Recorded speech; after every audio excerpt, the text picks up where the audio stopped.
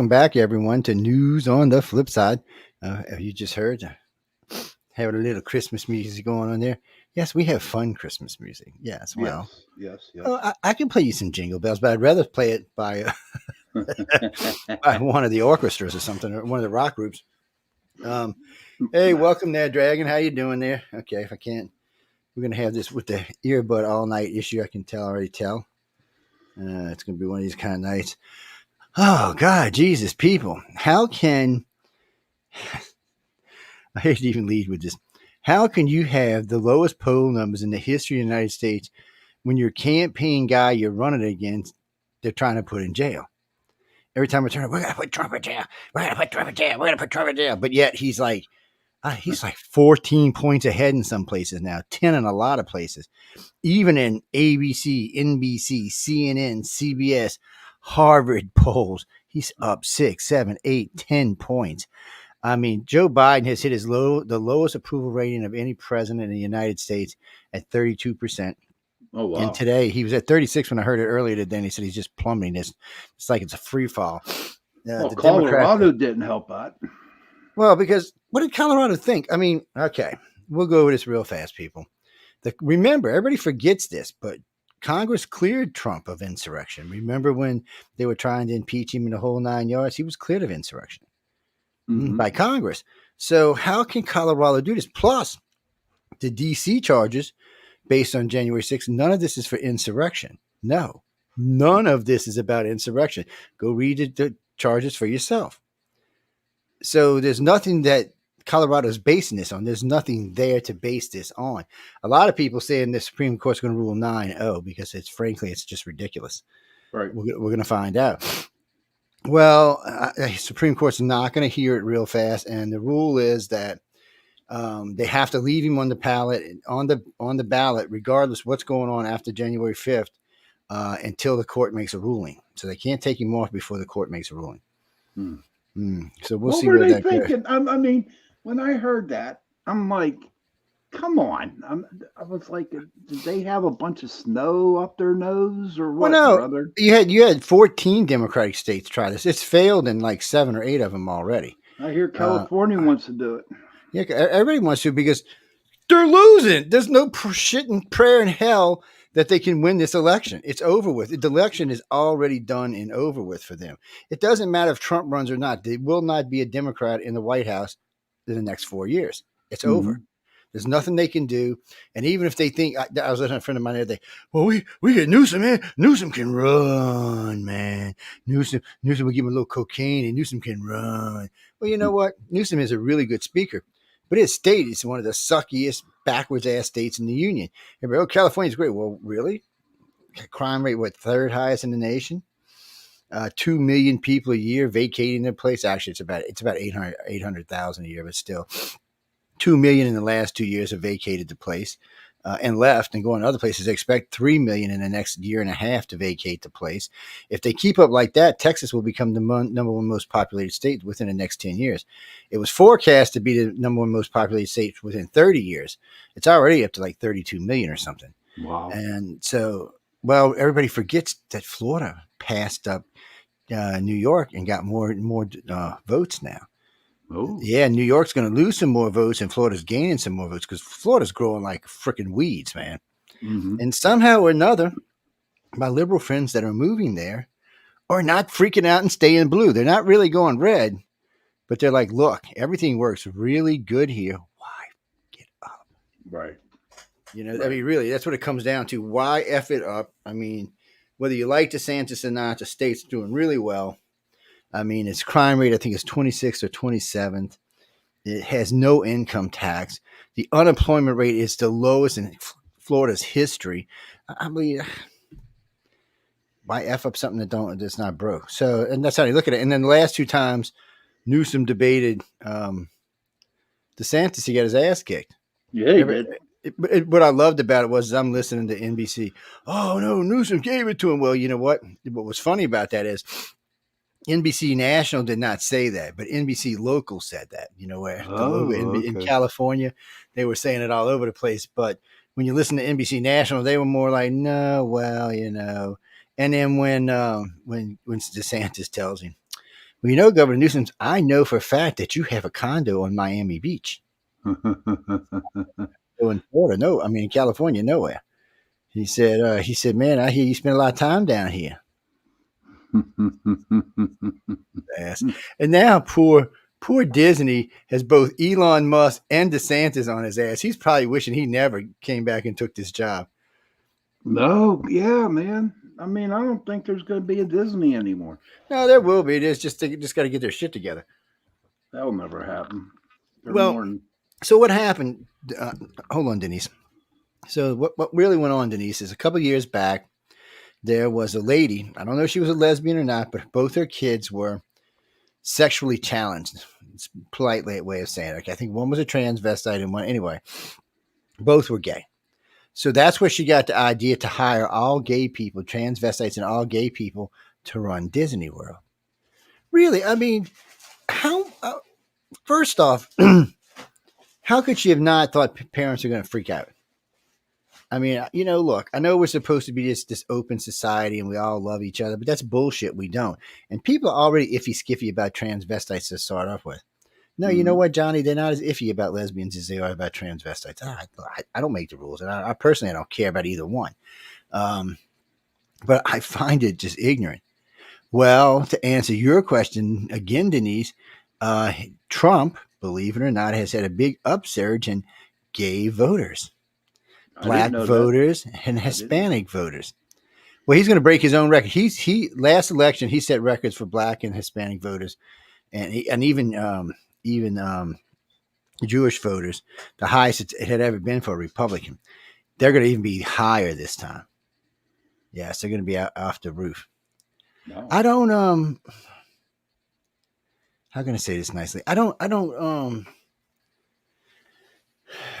a lot of friends that are Democrats. I got a lot of friends that are Republicans. And being in the middle sometimes sucks because they're all bitching at you from both sides. And I'm like, look, you both suck. I said, if you'd ever learn how to get along with each other, the damn country wouldn't be half as screwed up as it is now. And if you listen to some of us in the center every once in a while, you'd be like, oh, wait, you know what? Things can be fixed.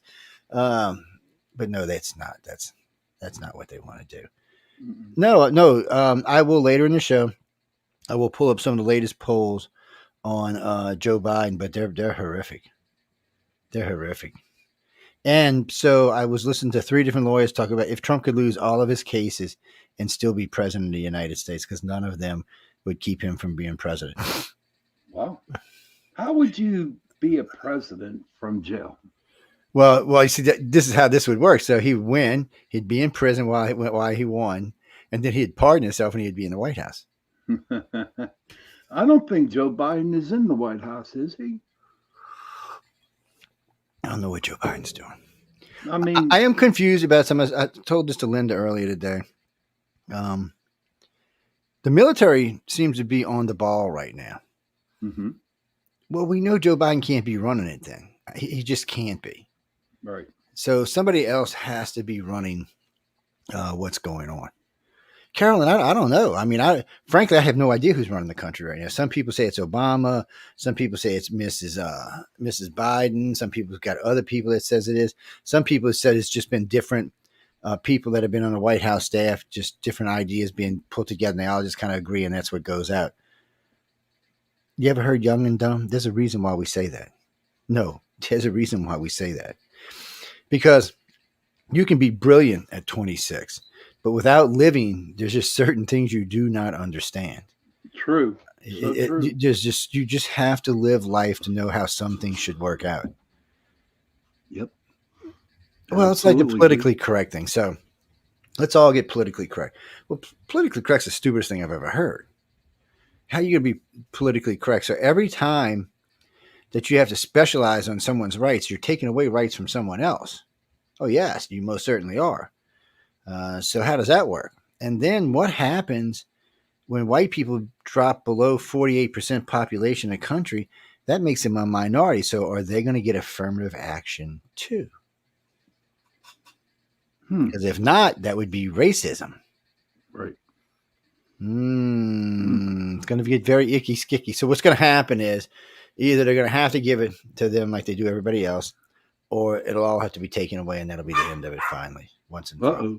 Uh-oh. Oh, there goes my alarm system. You're gonna have to pardon. We had company coming and going. It's the holidays, so there'll be company going, and the Chewees are on alert, my friends. They have said it is time. I'm going to get Santa this year. I'm going to gnaw Santa's toe off and give it to Daddy for a present. So, how's your Christmas shopping going, Joe? All of that, most of it we got out of the way early this year. We really did. Been a couple little things we had to go back and hunt, but today we were out. But we were out today for food. Just stuff to finish off what we're going to be cooking. What type of food does your family prepare? Well, on Christmas, it varies. This year it's going to be just traditional, but last year it was steaks. The year before was seafood. It just we do one traditional, one non-traditional. Sometimes it's traditional on Thanksgiving. Sometimes it's on Christmas, but we never do two traditionals ever. It's just we just our taste buds are. Even though I like turkey, I'd rather have a nice. What was that, Chris? No, like a nice stuffed filet or a nice fat ribeye. Yeah. I don't eat that much potatoes anymore, guys. I eat a lot of vegetables and a lot of other stuff that goes with them, but because it's bad for me. Mm-hmm. Do you have any traditions that y'all do? Not anymore. Now our family is just we see each other sometimes. Like my son, I see all the time, but like the stepkids, I only see every now, except for my oldest stepdaughter. She's living with us. But the others I see once or twice or three times a year or so. But everybody just gets together and hangs out and chats because when we were all younger, we used to all hang out quite a lot together. But everybody's got their lives and are all out doing whatever they're doing, and we just hang out. What they do is, so they'll rent like they rented the house across the street from us, on the catty corner from us, and that's they're going to be doing their drinking and all because you're not allowed to have no drinking in my house. So no, Barry, no, I'm serious, no drinking in my house. Maybe a cocktail, maybe a glass of champagne, but no more than that. Because once you have 4 or 5 drinks, somebody's going to get in a fight with somebody. True. So no alcohol allowed. No, it's been like that for about 25 years. No alcohol allowed. True. It's not that I'm not anti-alcohol. I drink from time to time, but I am probably one of the few alcoholics that can actually drink and then stop drinking. It's Oh no, I classify myself as an alcoholic. Yeah, oh God, yes. I drink. Look who it is. Jay It's pretty boy. Can y'all hear me? Yeah, we got you. All right, I had to get a Bluetooth speaker so I can hear you guys. Look how happy he is, man. Them aliens must be having fun with Jay down there. Somebody's having fun with Jay, but we're not gonna go there. This is only an R-rated show. It was a pretty good tour of the universe, I gotta say. Good to see you, buddy. Good to see you guys. Oh man, so what you been up to? I mean, getting ready. You're all Christmased out. What you got going on? Everything's about ready. I have all the presents are done. I have to build I got like this wooden thing that you would use it on your house to put numbers for your house, but I'm going to paint it like candy cane color, red and white stripes. Put bathroom robe hooks on there, and then we're going to hang the 7 stockings that we have and fill them up with presents. So, and downstairs I have a batch of shepherd's pie cooling down in the pan. I'm gonna try and experiment. One of my friends that's coming over tomorrow is a vegetarian. So Diane bought a whole bunch of vegetables. So I'm gonna try and make a vegetarian shepherd's pie for him. Oh, don't ruin it, dude. Come on. What do you mean? Don's like, don't F it up, man. Oh, yeah. Man. So I can't. I'm going to use butter. I'm not going to use a beef broth or chicken broth. So I'm going to keep it all vegetarian. He's not like that's horse crap. Man. How about no? We're going to have tofu for the meat. No, I got like a giant sweet potato. I've got like two big rubber band stalks of asparagus. Some like not big tomatoes, but I think like they call them tomatillos. They're kind of tear-shaped tomatoes. I wish I had some green peppers, but I don't. But anyway, there are a whole bunch of some mushrooms. I think it'll come out pretty good. I'm half Italian, so I can't. I mean, mushrooms. You can't really go wrong with mushrooms. No, Jackie. No, we're gonna get to his approval ratings. I mean, they're sad. I mean, at this point, okay, this is me. If I was this president, because he does have my surname, I would be like, I'm done. I'm going to let Kamala take over so she can be the first female woman president. And I want to thank y'all for voting for me, but I'm going to go retire now and spend my son Hunter's money. And thank you. Yeah. And I still think that the record would still stand because she hadn't actually been elected to that office. She got it. No, she'll be the first female president, but she won't be the first elected female president. Yeah. So the next one is female and elected. It'll be a whole different story. Yeah, because there's some deal with Ford. He broke some record when he became president. I never did figure out what it was. I was like, well, no, he can't be the first. He was the first president to, I think, become president by impeachment and then won the very next election. I don't know. The whole thing was weird to me. No, I was not a Ford fan, guys. I'm sorry. I don't want to hate, but look, I'm not always a Republican. I'm not always a Democrat. I'm just whatever the hell I feel like being at that time. Whichever party is doing what the beep, they beep and should beep and do. Okay. And beep. So why don't you go as independent, Joe?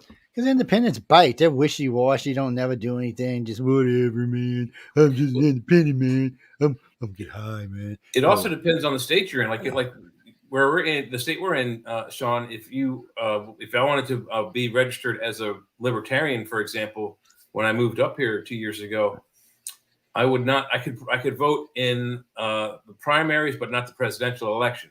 So I could vote for who's going to go into the election, but I couldn't vote for I couldn't get the final vote. So I'm like, no way. So I picked Republican. Just so I could vote in Cali, if you're independent, you can vote everything but Republican. Oh wow! Oh, wow. So I mean, I was talking with John Goodwin about it yesterday. I don't know. That doesn't sound fair. It's not more fair. Constitutional. and I guess no one wants to challenge it. I don't know what sometimes you wonder about some things that get stuck in the laws for so long because no one thinks they can challenge it when they can, and usually win. Stuff like that is dumb. I mean, really, you should be able to vote for whoever the hell you want to vote for. Oh, I agree. I mean, they got so many dumb laws on the books still to date. I mean, there's literally, I think it's in Chicago, and I think it came from the World's Fair when it was open there, and it's still on the books. It's illegal to put an ice cream cone in your pocket. There's lots of dumb laws like that out there. I mean, there's lots of that. For one, but Danny, where are you from, Danny? You're with Helena Troy from Vancouver. You'd be Helena Vancouver, baby, not Helena Troy. Or you're Helena who moved to Vancouver. All right, I got you. Anyway, what you got? Oh no, okay, look. Canadian friends, which I have a lot of, I feel for you. We have a complete and utter bleep as president. Yours makes us look like he knows what the bleep he's doing. I'm sorry. Trudeau, Mr. Pink Shorts, as I like to call him, is the worst. I think he's communist. His daddy was Fidel Castro. I heard that. Oh, no. So Amelia, if y'all don't know who Amelia is, she's the host of The Outer Realm, the Evil Witch. So she tells me one day, well, first off, Laura Lee tells me, he kind of looks like, I said, bullshit. So then I'm telling Amelia, but no, he looks like, let me send you some pictures. I'm like, so I get these pictures. I'm like, son of a bitch. He does. I mean, he looks just like him. So then I start reading about him through the newspapers. Come to find out, she used to go to Cuba and spend weeks down there while her husband was back running Canada. So I think they had an arrangement. He got his booty, she got her booty, and everybody was happy. But it does look like, so when you see him as a young man next to Fidel, he looks nothing like his father and looks just like Fidel. And trust me, guys, you can look it up for yourself. There are freaking tons of pictures out there. And every time I look at him, I'm like, oh my God, he's a communist bastard. I knew he had communist blood. Trudeau is the worst. Well, he might not be. All right. We can all say that Mr. North Korea is the worst, but I concede to moron is the worst, but especially since he said, I will launch nuclear weapons against South Korea and the United States. And I'm thinking, dude, you and so I love the Prime Minister of Britain said, you do know you will, how did he say it? anyway, basically it came down to you know you won't have a country left, right? Because Yeah. you won't have to worry about the U.S. We will obliterate it before the U.S. even gets a chance to obliterate it.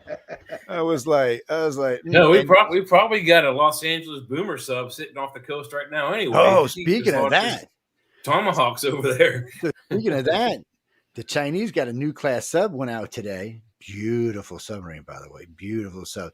So some Chinese fishermen accidentally seen it and sent the pictures in.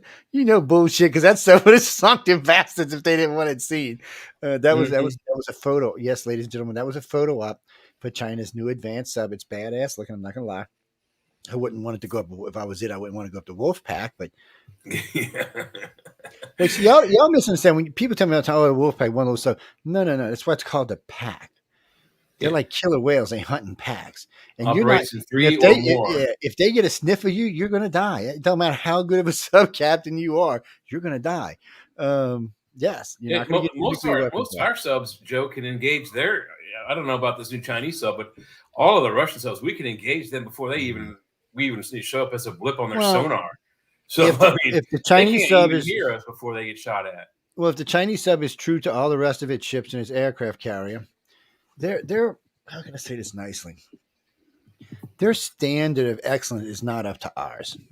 Oh yeah. You know, sometimes the U.S. gets a little ridiculous with redundancy, but China hasn't learned that yet, and China does build crappy products. No, guys, that's what an aircraft carrier can't get. All kind of shit's going wrong with this, and stuff simple stuff that they shouldn't be having problems with. God, you know what it looks like? The Chinese sub looks like in Los Angeles. Come on, it looks like it does. You see that, yeah. Holy cow! It's even red on the bottom in the diagram. It's no people. They're just. It's China's a little bit on the provocative side. So now it comes out that Xi Jinping put his arm around Joe Biden and said, "We're going to take Taiwan no matter what." Ooh. Now, I don't know what Joe Biden would have said. He probably said, well, send me $200 million and it's yours, is probably what Joe Biden said. Yeah. Donald Trump would have said, go ahead and get froggy, big boy, and see what happens. Try it, yeah. When you jump, we're going to blow your ass out of the air. Well, right now, people, the United States and China's Navy is about equal in size. But you have to remember, it's like Russia. Russia's Navy was always the Soviet Union was always 3 times the size of ours. But we never worried about it because our ships were 5 times better. It's the same thing with the Chinese. Chinese are trying to develop, advanced stuff, but China's been forced lately to admit in certain areas they're further behind than they would like to admit to. And, we'll talk about that space plane in a few minutes. But right now, China is playing catch up with the United States. And because we have such a long way to go. Yeah. But we have Joe Biden in office, so it's allowing them to catch up a lot faster. See, someone like Trump or Nikki Haley or DeSantis or even that guy Kennedy would push the military a lot harder, a lot faster, and we would develop things much faster. Now, we have been developing a lot of new things lately. I've been hearing, but every time I hear something new from us, I hear something new from China. Russia, unfortunately, seems to be falling behind in major ways. And then China came out and said that Russia is going to have a new offensive, and this may be the end of the war. And Zelensky said that, we know what it is, and we're just going to kill more Russians. I was like, and this SOB.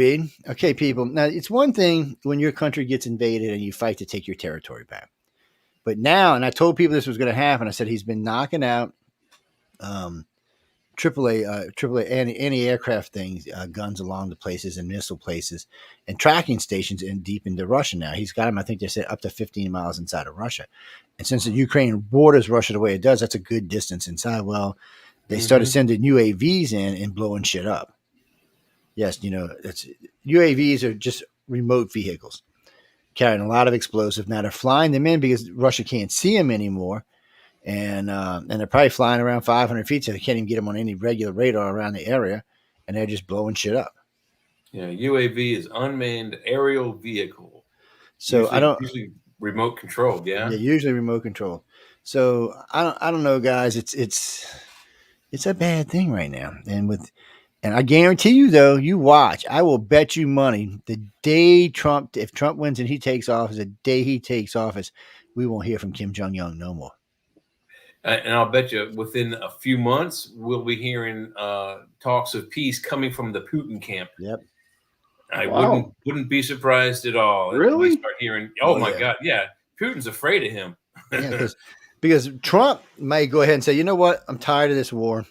Yeah. Let's just go ahead and deploy some serious American power along the border, and say we have just decided to make the Ukraine a protectorate. And what are they going to do?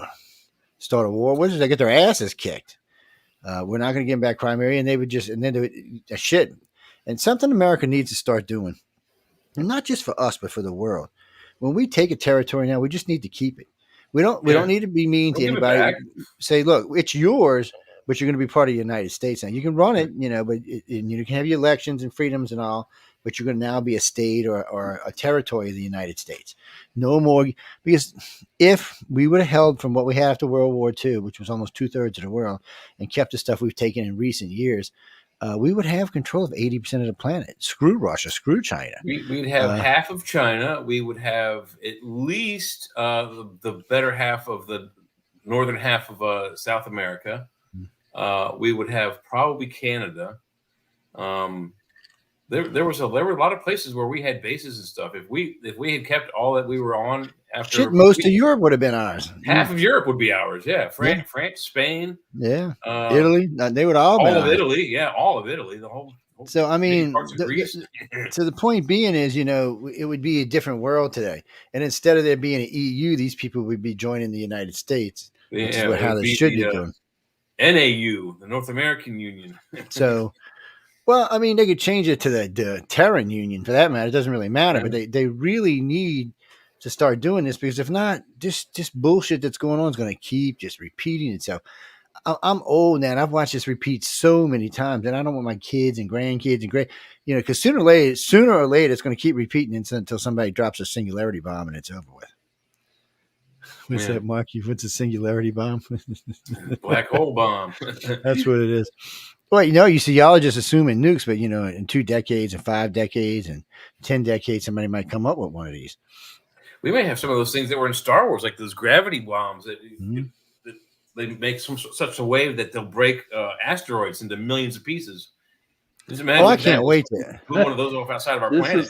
This is like way out of my league, guys. Sorry, we're geeking out a little.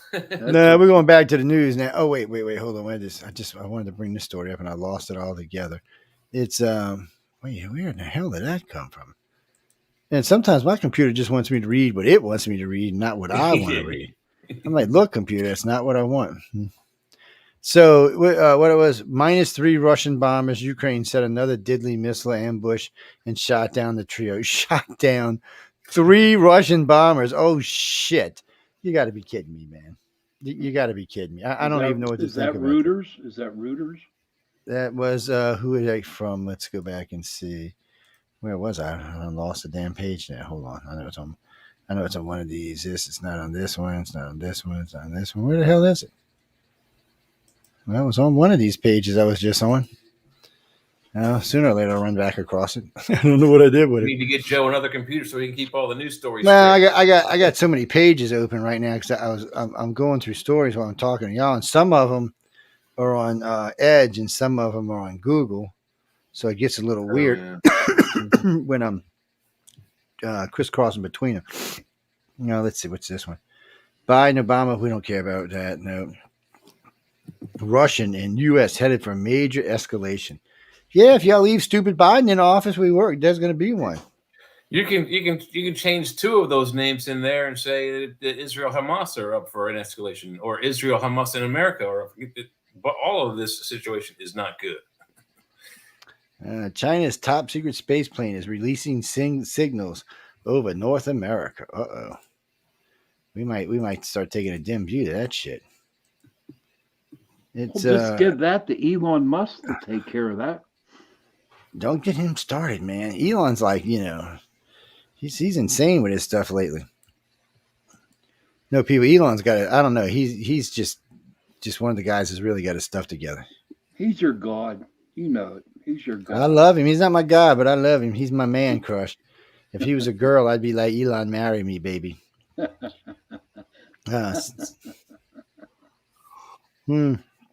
South Korea military ready as Kim Jong threatens nuclear counterattack. Counterattack of what? Against who? Is South Korea invading? Well, I'm confused about that. He said counterattack. I mean, did South Korea invade New York? Did I miss something along the way? But who does he think he's going to win against? Who's he? I mean, come on. He can't beat them. Russia's central bank boss has issued a warning that country's wartime economy is at risk. Whatever. Russia's in so much financial shit, it's not even funny. Europe decided to finally listen to Trump altogether. And anyway, they're keeping the oil at $60 a barrel, so Russia can't get more than $60 a barrel for its oil.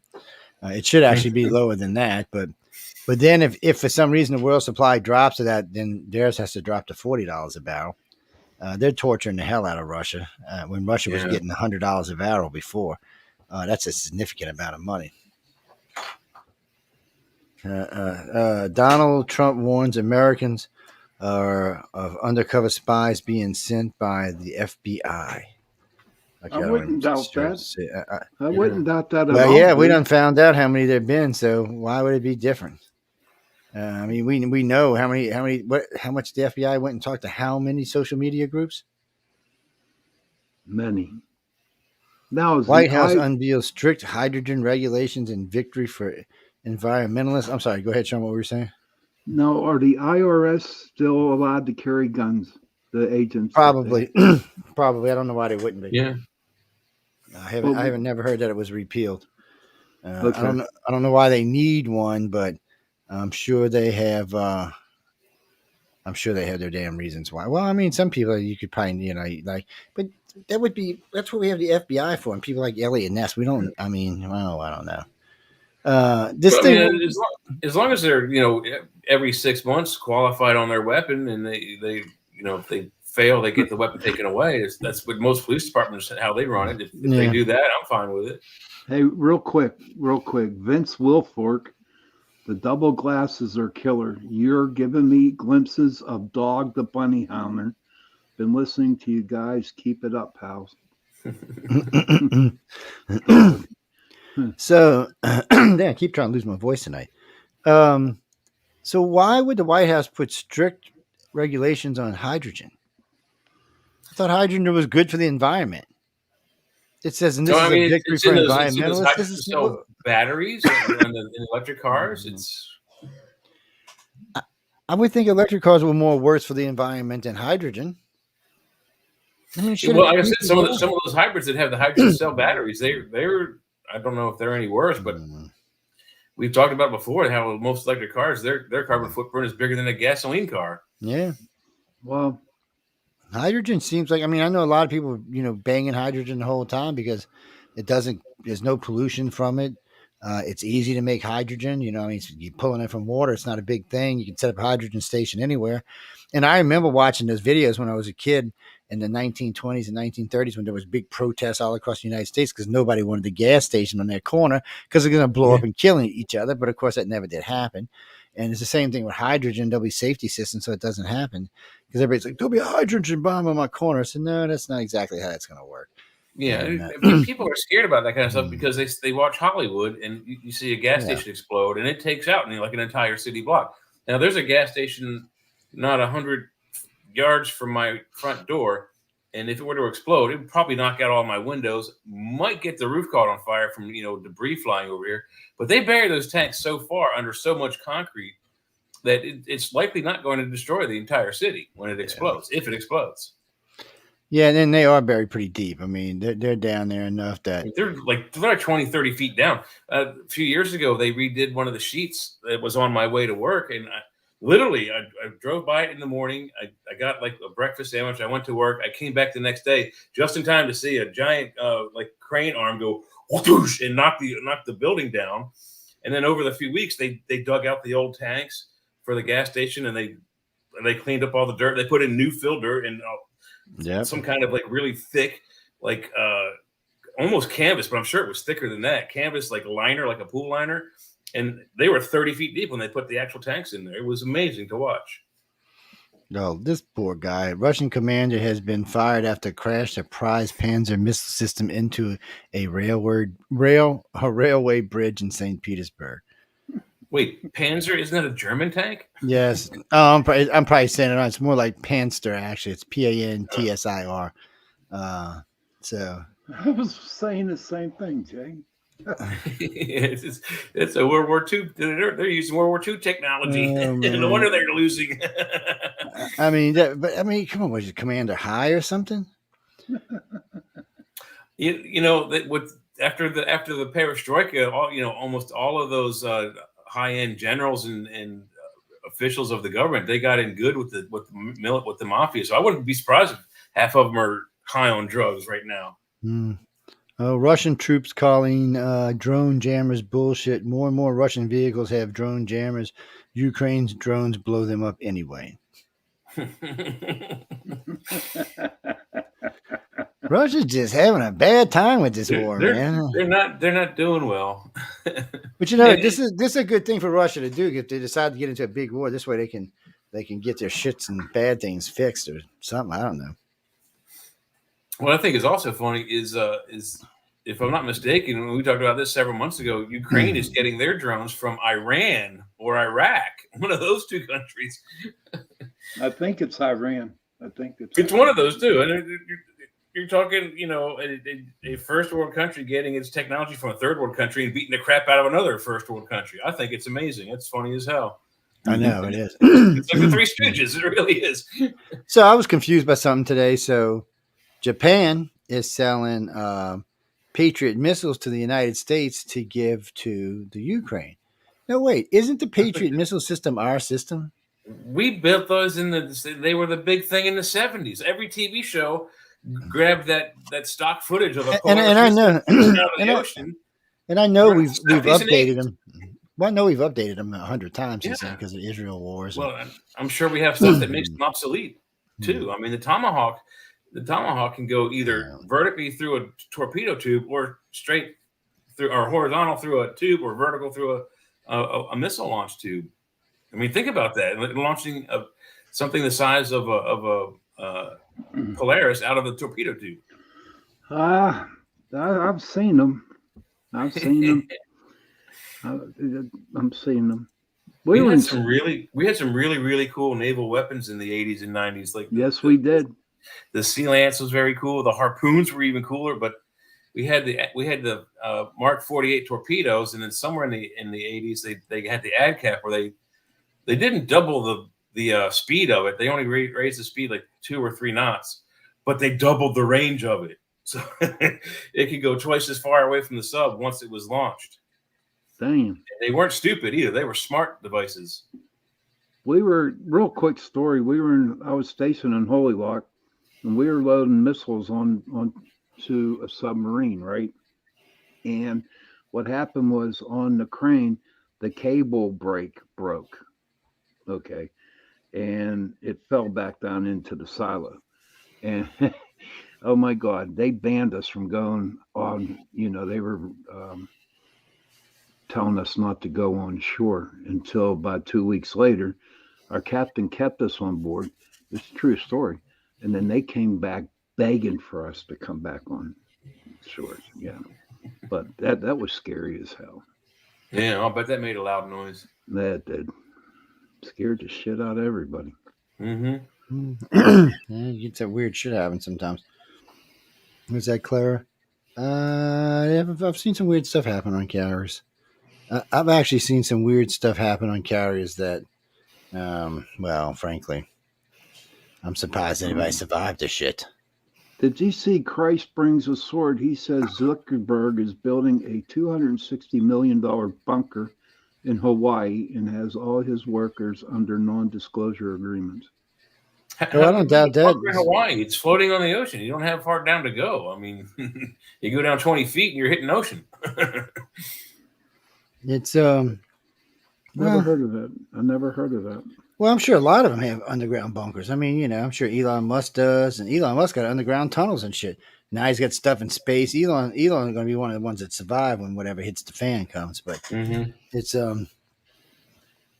yes, Denise, I love Elon. Yes. Even though he's probably an evil bastard, I still love him. That's your man crush. That's my man, Craig. Yes, Elon, big boy, come to daddy. I got something for you. What was that, Carolyn? No, really, he's Elon, man. I mean, how can you go wrong with Elon? I mean, come on.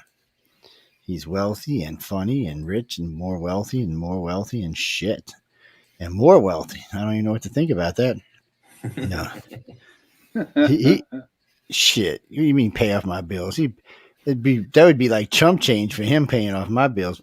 He'd be like, oh, that's all you owe, man. Here's some extra. That'd be like giving you a $5 bill, brother. For him, it would be, yeah. I mean, because it would be like he'd be like, whoa, okay, that's nothing.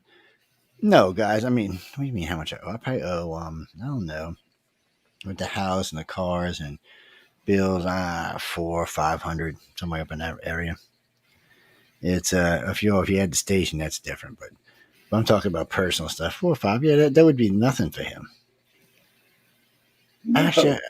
Actually, I wasn't that far in debt until COVID came along. Yes, COVID cost me a lot of money. On almost everybody. COVID cost me a lot of money. Yeah, it did.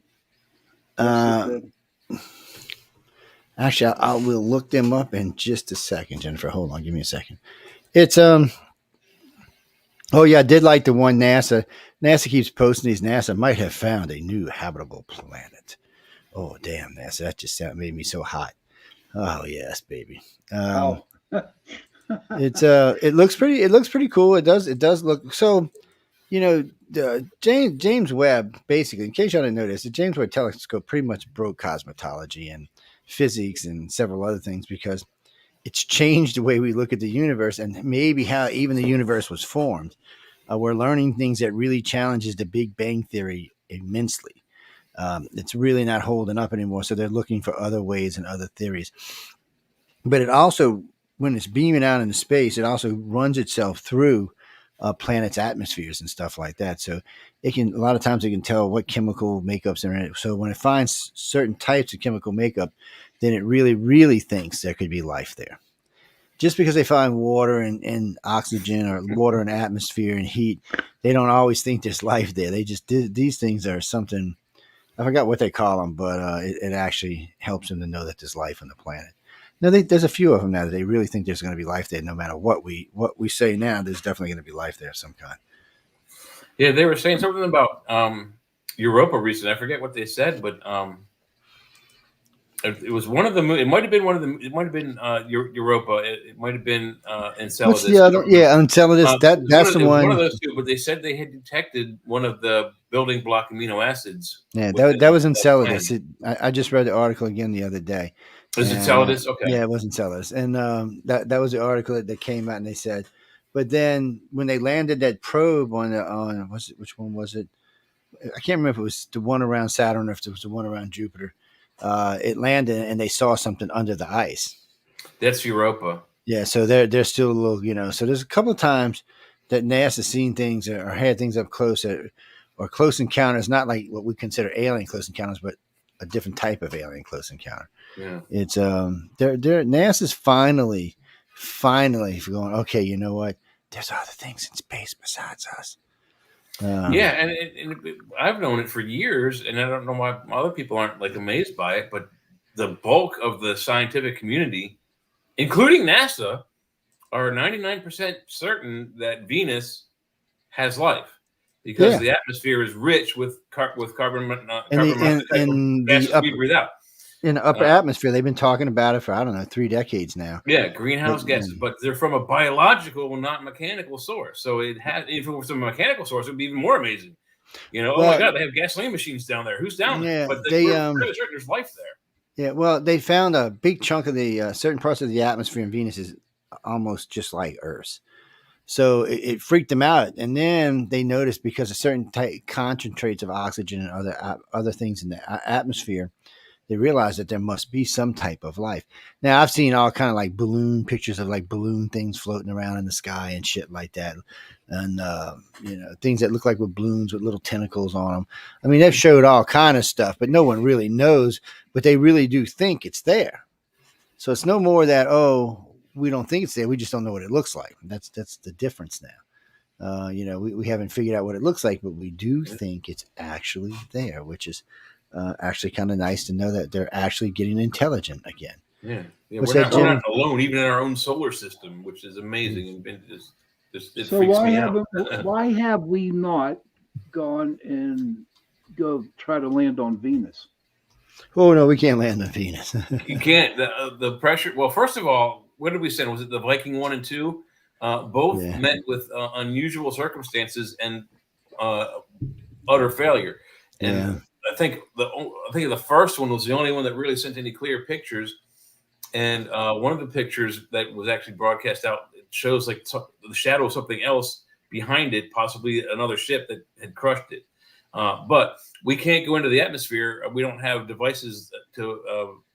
Well, maybe if we had control of a UFO spacecraft from, say, Roswell, we could do it. But our craft would crush if we went into the atmosphere. It's just too dense. Yeah, it is, and the surface temperature is somewhere around 900 degrees Fahrenheit. So yeah, it's very close to the sun. it's one of those things. What was that, Jeannie? Hold on. Let's see. We got some polls up. So let's check out some polling. Well, we're supposed to be playing a song right now, but hold on. We'll pull up some polling numbers. Now, what's funny is you can look at the last election's polling numbers, and you can look at these. See, this is national. According to who are we on 270, which is very, very liberal. National poll has Trump up by 3 points, but then he's 8 points ahead in Iowa.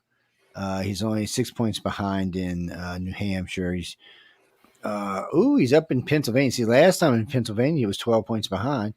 Now he's up a couple of points there. He's 16 points in Texas.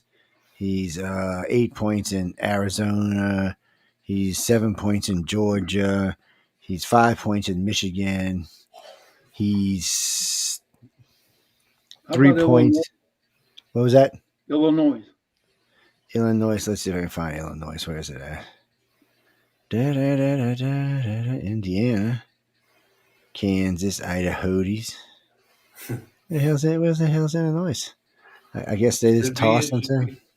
Oh, there it is.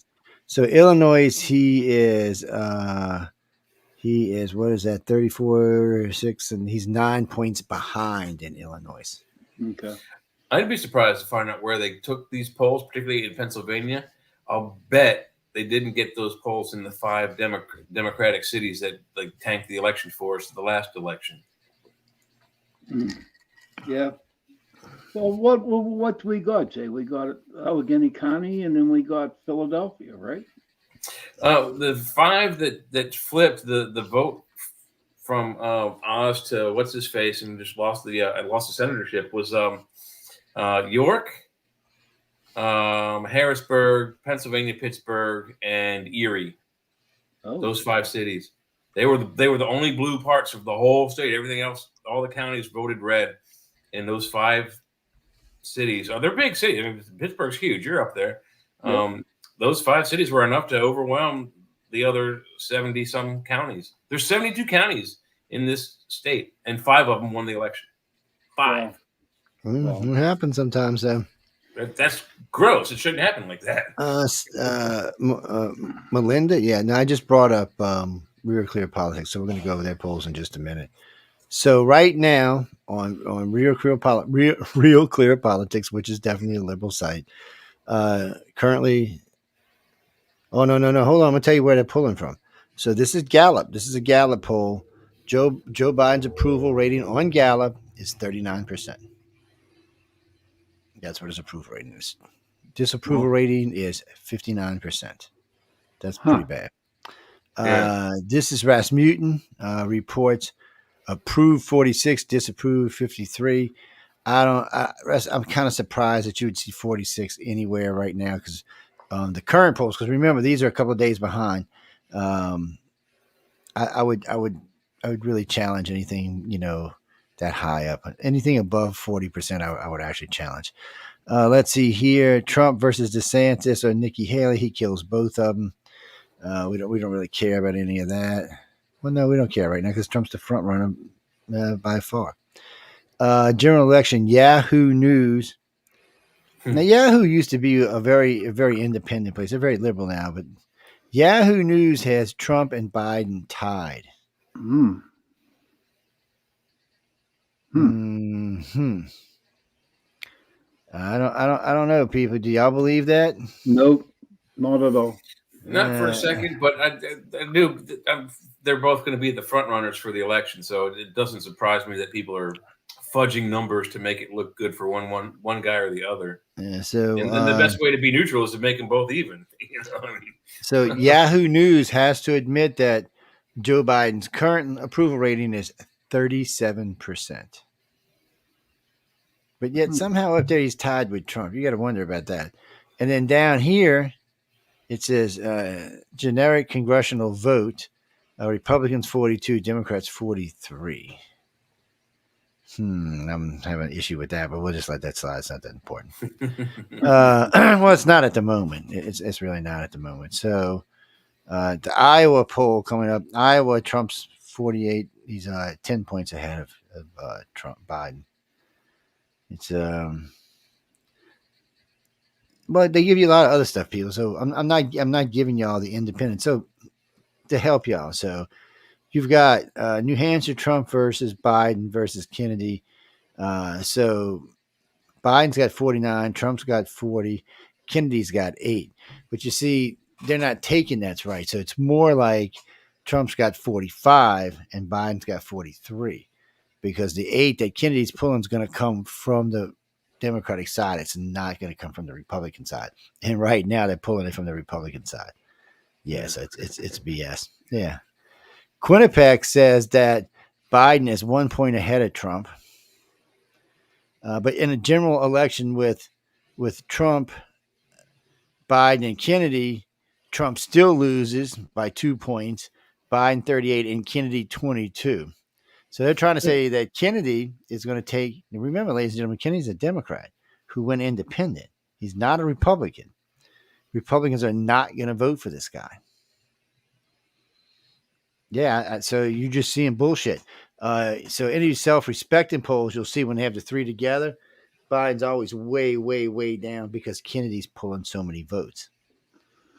But we also have to realize that none of these guys have been in a debate yet. And I'm fairly certain that even though he's a little more abrasive and he does piss people off just by opening his mouth, Trump's going to trash Biden in debates. He's going to kill him. Wait a minute, but they wouldn't let him debate him last year. So the last time, how are they going to stop him from not debating Trump again? They're going to have no choice. Biden's still going to be so low, and the polls come closer to election time. He's going to have to talk, and that's going to crush it. He's not going to keep his position by being silent like he was in the last election. He's going to have to talk. See, every poll you look at's got Biden's approval rating somewhere between 34 and 38%. But yet somehow or another, he's tying Trump. That's just bullshit. Yeah, it is. But when you go to like the polls that came out today, Trump's just trashing him everywhere you go. See, this is put in perfect because I pulled up from polls today. So CNNBC, Trump's 48, Biden's 42. NBC, Trump's 44, Biden's 40. Morning Consultant, Trump's 44, Biden's 42. Mm-hmm. So when you start looking, they're there. They're just trying to, like this is a college. Oh, they're tied. Okay. Here you go. It's been like that for the last several months. They've both been floating around in the 40s, 38, 40, 41, 44, but up and down. So you got to love this one. Changes.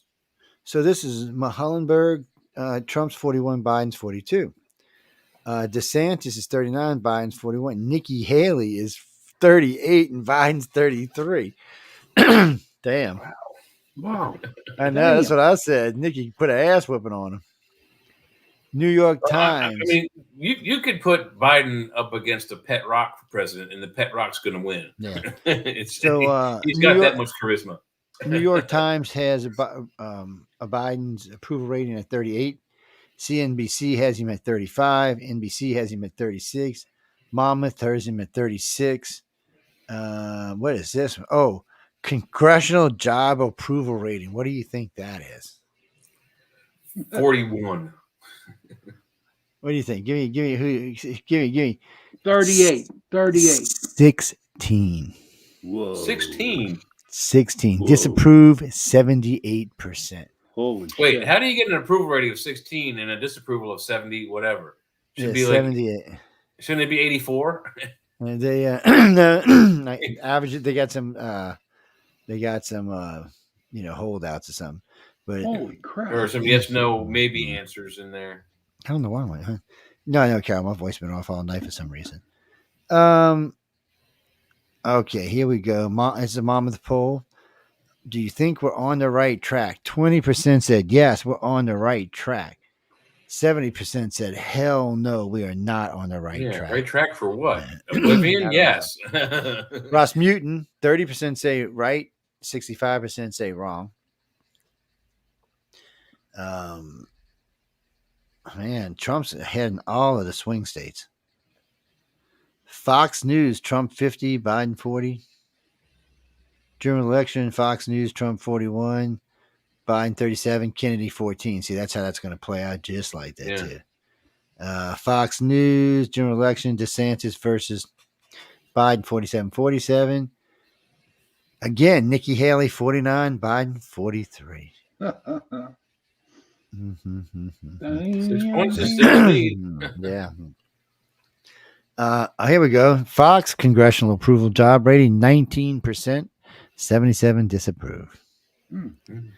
General election versus Biden, Trump versus Biden, Trump 54, Biden 48.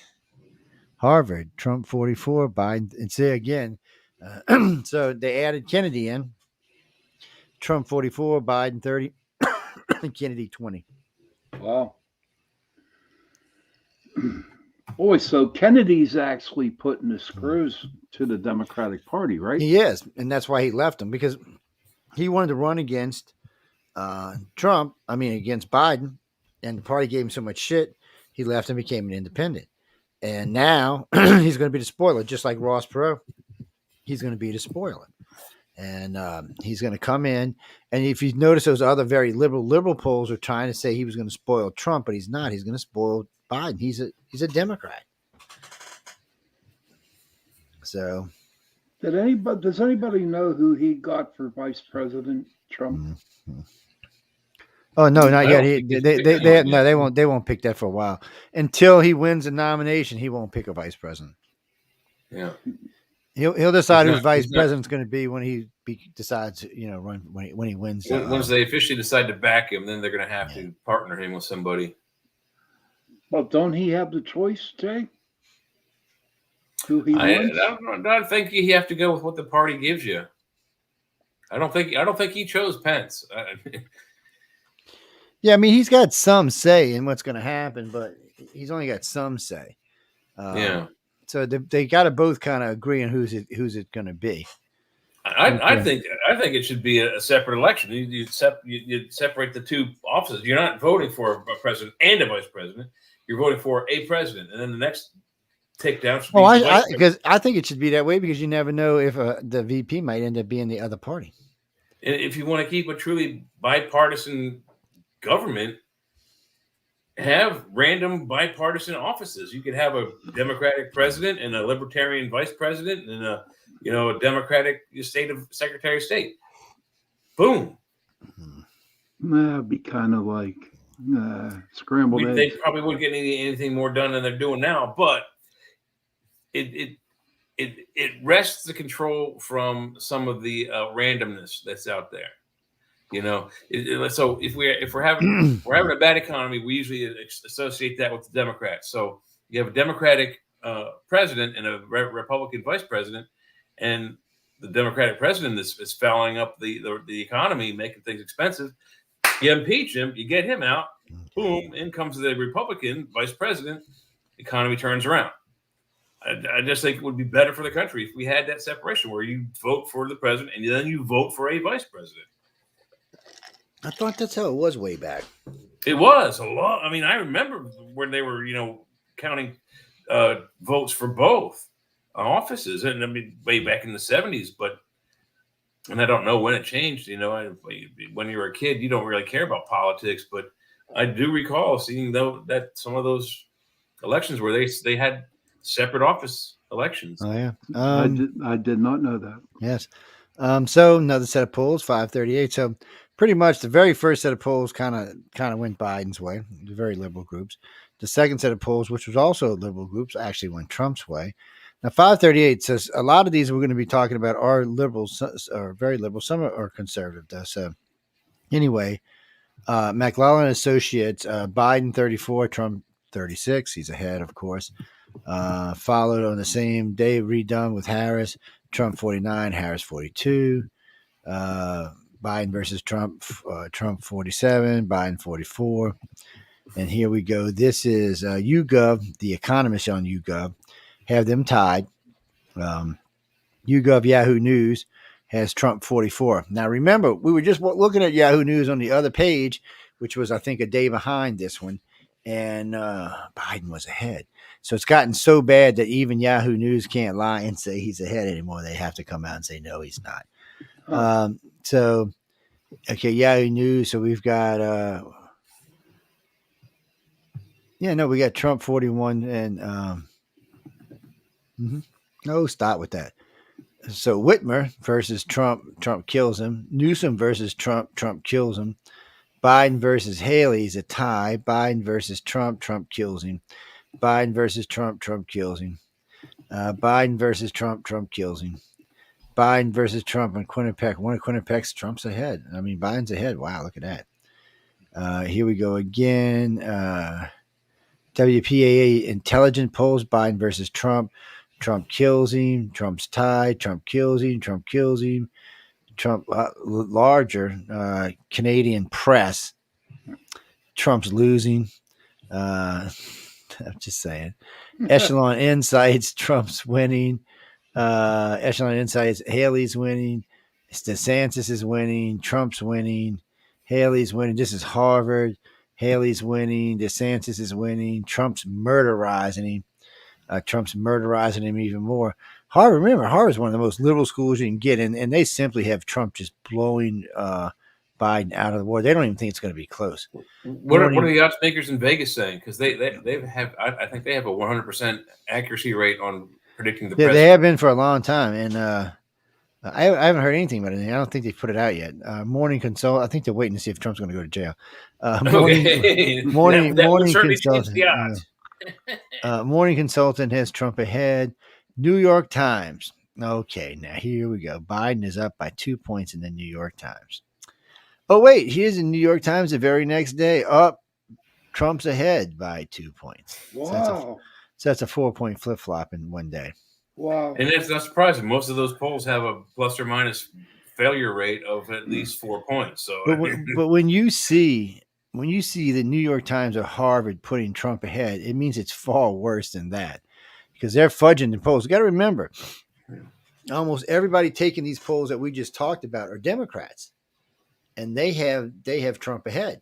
That means a lot of these Democrats are planning on voting for Trump. And even Newsom, everywhere they have Newsom, Trump's beaten Newsom by usually about 7 points. And it's not something Newsom can make up. Nowhere where they have DeSantis and Newsom, DeSantis is up like 12 points. But I think Haley's doing a little fair and a little better than DeSantis is. They're real close, but I wouldn't rule her out. She'd make a good VP too. Why is that, Joe? Because she's smart, she's fast. She served as a governor and as an ambassador. And so, she actually knows what the hell she's doing. She's not she's not Kamala Harris, who's never served in politics before. What's her name? Harris. She was state district attorney, wasn't she? Something like that. Yeah. She never. But if you've run a state and interacted in the international community in an official capacity, that's a lot more on the job experience for being a president than anyone that's in the office now has. Also look at it like this: with her dealing with international, she's probably well respected in other countries. Yeah. So let's see what 270 says is a toss-up. Now, when I seen this yesterday, or day before yesterday, there was no toss-up states. Today they've got Nevada, Arizona, Wisconsin, and Pennsylvania and Georgia. They're saying those states will be what decides who's going to be president of the United States. Well, wasn't that the last in 2020, dude? Pretty much. States? Well, kind of. There were some other states in there too, but so Michigan's going to vote blue, which I'm surprised because it looks like a light vote. Virginia, I ain't 100%. New Hampshire and Virginia, and even Maine, I'm not 100% sure.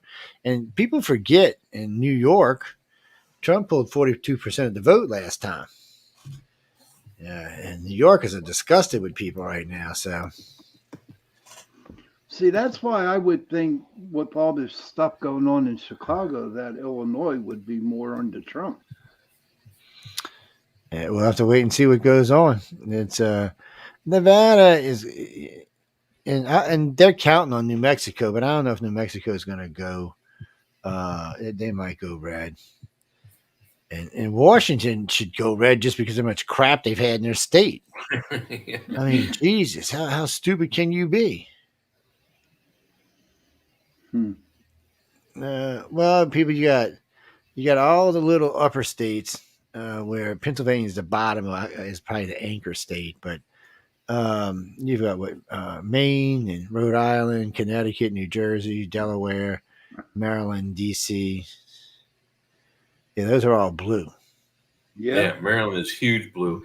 It was when the Governor Hogan, when he was elected, he was the first Republican governor in it was either 65 or 85 years. Think about that, 65 years minimum that there was no Republican control in that state. So right now they're saying that the Electoral College is Democrats 241, Republicans 235. So one needs 35, one needs 29. It's going to be an interesting battle. Mm-hmm. What is that, Johnny? What do you mean? The number of states? So each state should just get one vote, and then the Republicans would win every time. Yeah, I think they usually have like 27 or 28 states vote for them. 21, 22, 23, 24, 25. Yeah, right now it's 25-25. So that would be a tie. Well,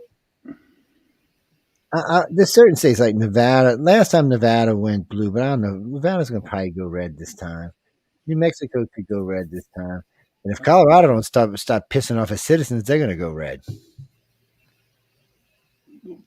I heard that the Republican Party in Colorado is going to pull out. What's that mean, Joe? I don't know, but I mean, there's going to be a big lawsuit of what's going on right now because this is simply politics. This has nothing to do. The problem for Colorado is, and this is how they got themselves in trouble, is when it comes right down to it, there's no insurrection. You can't use Article 14 unless there's been an insurrection, and there hasn't been. And everybody keeps forgetting, but Congress cleared Trump of insurrection. And the June 6th committee never even one time accused him of it. Never brought any charges against him, never brought him on trial, never did anything because they couldn't find anything to connect him with it. And then currently the D.C. cases, how many of there are, none of these D.C. cases have anything to do with so even if he's found guilty in all of the ones in D.C., none of them are insurrection. So therefore, there is nothing they can do about it. And how about Georgia, dude? I don't know what's going on in Georgia. They kind of tight-lipped in Georgia. We'll have to wait and see what goes on in Georgia. And Georgia's typically a red state, though. Yeah. Well, Georgia's got Atlanta, is what the problem is. Yeah, and the same thing happened with the last election. Atlanta and a few other large cities, maybe only one or two, I think, tanked the election for them, and they turned blue. But what these pollsters aren't taking in consideration, first off, is how many black votes Trump pulled last time, but how many he's going to pull this time. I mean, you've got activists in Georgia out there picketing for him. Yeah. I mean, it's going to be tough. Well, you can't ever believe the maps. This other map says, well, this was the last election map, 303 to 235. Well, we'll see. But I don't think they're going to get Georgia this time. I think they're going to get Colorado, but I think they're going to lose the other 3 states. I'm not even sure if they're going to get Virginia. Stay red. I think it's going to go back red. Yeah, you might even see, especially after this fiasco with the gas. I'm sure that's going to go back. And you might even see because Wisconsin voted for Trump last time around. So a lot of these states that were blue last time were red time before last. So we'll see. It's all we can do. But I'm telling you, none of these people want Joe Biden back.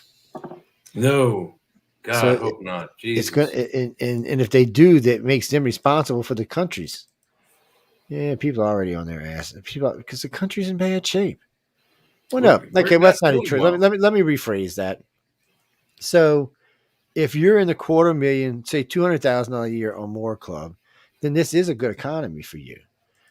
This economy is good for you. You don't notice the inflation because it's not, a rise of that much. It doesn't really hit your pocketbook like it does people under $100,000 a year.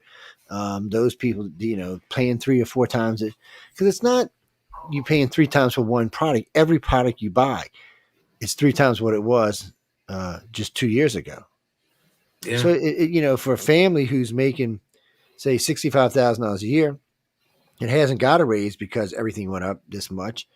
So if you got to pay 3 times for everything, then your salary should go from $65,000 to $195,000 a year. Yeah. And that's how it should work. But it doesn't. There should be a bell curve increase of rate of pay for increase of living. Some of the best examples I can give for economy. My mom told us stories when she was a kid, in the 40s, that my grandmother, her mother, would give her and my aunt, my sister, my mom's older sister, a quarter. They would use this quarter and they would get on a bus and go into downtown Wilmington, Delaware. They would go to a movie and buy a soda and a popcorn to share. Then the movie's out, they would go across the street to the grocery store, get a loaf of bread and whatever knickknacks my nanny told them to get. They would get back on the bus. They would take them back out of downtown back home, and they would have to return change from this quarter, this 25-cent piece, after buying bread and eggs and Coke and popcorn and a movie ticket and 2 bus rides, 25 cents. In the 80s, when I was a kid, gasoline was 89 cents a gallon. I could go to McDonald's and with $4.20 get a Big Mac and a large fries and a large Coke. Do that today. One person goes and gets a Big Mac, a large fry, and a large Coke. You're spending $20, and that's only 30 years, 40 yeyears ago. So you know what? I'm confused about that because, so we'll be working, and the guy's like, we're gonna Mickey D's for lunch. I'm like, yeah, because I'm not a big Mickey D's fan. I used to be a general manager from way back when I was young. Yes. So I'm kind of burnt out on their food for life. So, but anyway, they go to lunch, so they got the app. So if you go up to the counter and you order, and say you order just one meal, you're looking at $15, $16, $17, whatever it's at right now. But if you go to the damn app, it's like $9. What? It's almost, sometimes it's more than half. And the more you use it, the cheaper it gets. I mean, they give you stuff like, my son's always telling me he gets 29 cents Big Macs or 25 cents quarter pound. Yeah. I'm like, what?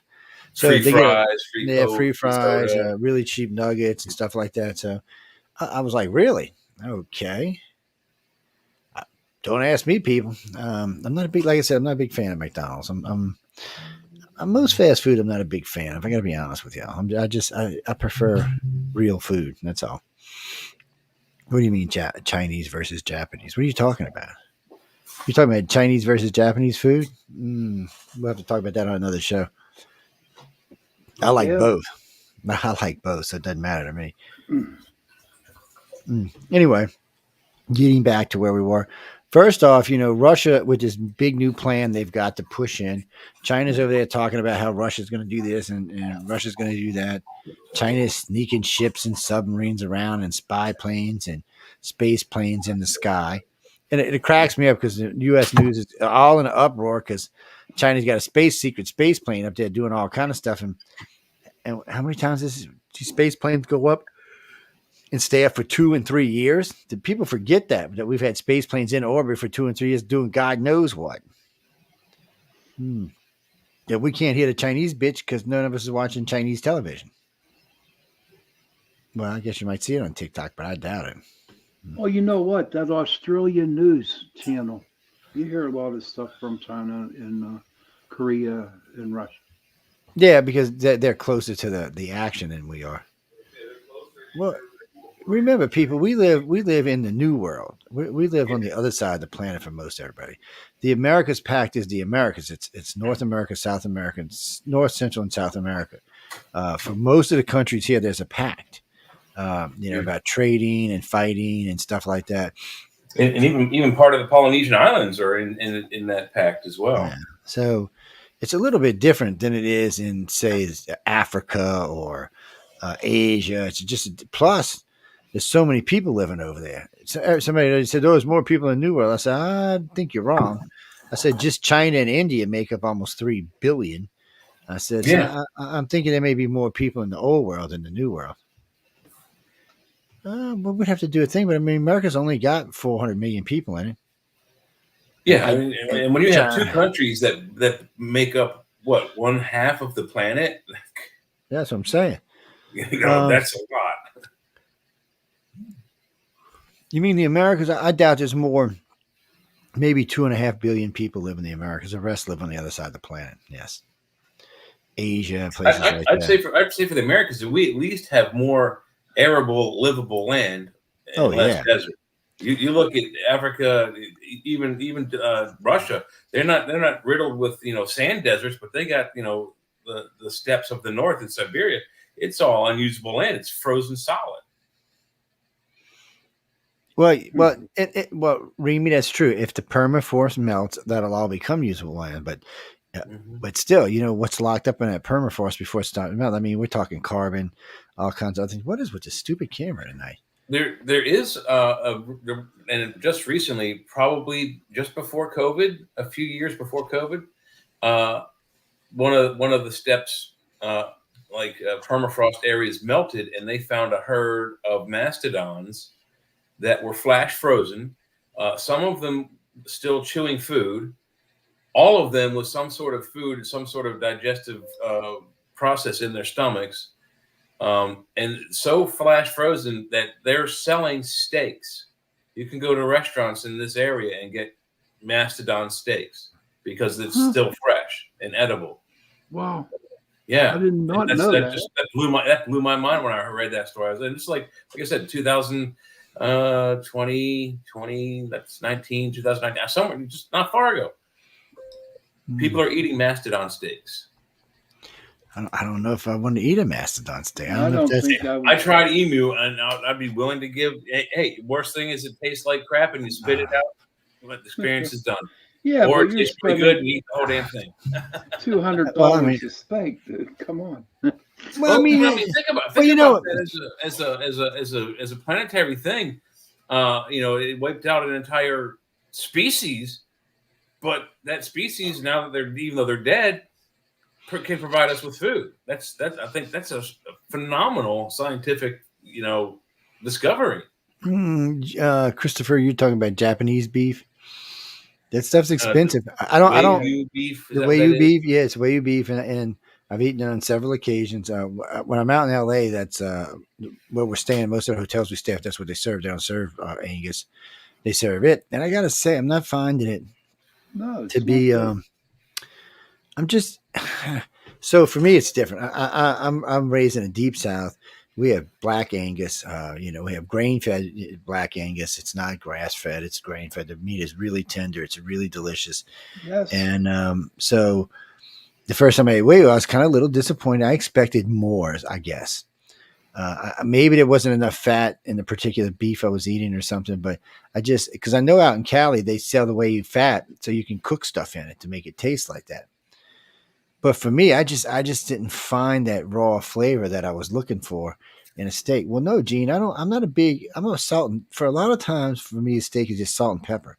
I'm not a big, let's base the steak in 5 different flavors. I do sometimes, but for me, most of the time, if it's a good steak, it doesn't need 3 anything things go on your steak: a little salt, a little pepper, and a pat of butter. And some butter. That's it. You only put A1 steak sauce on your steak if you burnt the crap out of it. That's right.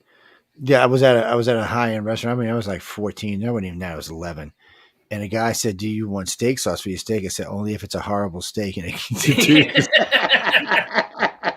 the dude just looked at me. I said, "I was raised on, you eat the steak for the steak. What's like a good Here's a fish? I horrible mean, story for you.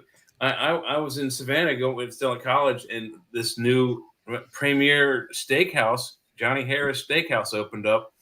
So my friends and I decided we'd give it a try. And I'm a big filet mignon guy. So we get there, and I see filet mignon on the menu. It's a 10-ounce medallion, which isn't too huge, but there was enough sides on it that it was a solid meal. So I order that, and I go for medium rare, which is usually very, very pink and bloody. So the girl takes my order, brings our food about 15 minutes later, and brings me this hockey puck that's literally not even 6 ounces in diameter, burnt to a crisp. Utterly, I wouldn't even eat bacon that was that cooked. That's how bad it was. And so I'm kind of pissed about that. Then I asked the waitress, I'm like, "Where's my sauce béarnaise?" She's like, "You're who?" And down south, they don't ask for it. They ask, "You're who?" My sauce béarnaise. It's a dipping sauce. It's supposed to come with traditional filet mignon. She's like, "Well, let me go ask the cook." She comes back like 5 minutes later and says, "Well, he suggests ketchup." I said, "That's okay. Thank you." I ate that burnt hockey puck piece of crap, and we never ever went back. I mean, you better give me a new steak, man. Oh my God! Yeah, I'd have been like, "Excuse me, buddy." Shoe leather would have been better. What do you mean, Matt? No, we got a bunch of stories across night. We're just kind of chit chatting, but you're talking. What do you mean, my favorite steak? Probably going to be a ribeye. mine's a truck guy. I like the ribeye for two reasons. One, it makes a good steak, but of course, it's your prime rib, and your ribeye's your prime rib, doofus. Yeah. What are you talking about? It's Yes, it is. So when it's this big, it's a ribeye steak. When it's this big, it's prime rib. Hey, I didn't make the rules, people. I'm just telling you. I'll tell you, prime rib's a good thing, man. And if you don't believe me, he does it for a living. Dude, if you've never tried emu, there was a wine tasting in Savannah that my boss was running, and the restaurant that I don't know the name of the restaurant, but the DeSoto Hilton was the hotel we were in, and the chef from the restaurant of the hotel had several dishes. He had 3 dishes of venison, like 2 stews and like a barbecue kind of thing, like a pulled pork kind of thing, and then he had this thing that he did like a prime rib that was emu, and emu. He told me was the only bird that has red meat. So, before I had tried that, I was over at the chart house table and eating their prime rib left and right because I love prime rib. So I said, "Well, let me have a piece of that." So he gives me a piece of this prime rib emu. I go over to the chart house table and I grab one of the rolls and horseradish sauce. It was the best meat I had ever tasted. I mean, it literally melted in my mouth like it was a piece of butter. It was that good. No fat at all. Why in the hell do everybody thinks it's a prime rib? It's just a rib. It's not prime. But that's its name is prime rib. Tell you guys right now, here's the deal. A cow is a cow is a cow is a cow. But there are different grades of meat on that animal. Bull horse crap, dude. I see it all, and it comes in. The only thing that's disgusting is that shit that they feed grass-fed stuff. That's nasty. That is gross. And you can tell the difference in the texture on the steak. Grass-fed beef is nasty. You're absolutely right. I tried with one of my recipes. I have this recipe for spaghetti bolognese, and the bolognese sausage traditionally in Italy is beef, veal, and then Italian sausage, and that sausage is either of a pork or a lamb. So over here, and I don't really care for sausage, so I decided to use veal, beef, and lamb, just ground lamb. And one of the times I did that, I bought a 1 pound. It's a little square thing they have at the special deli at the meats counter.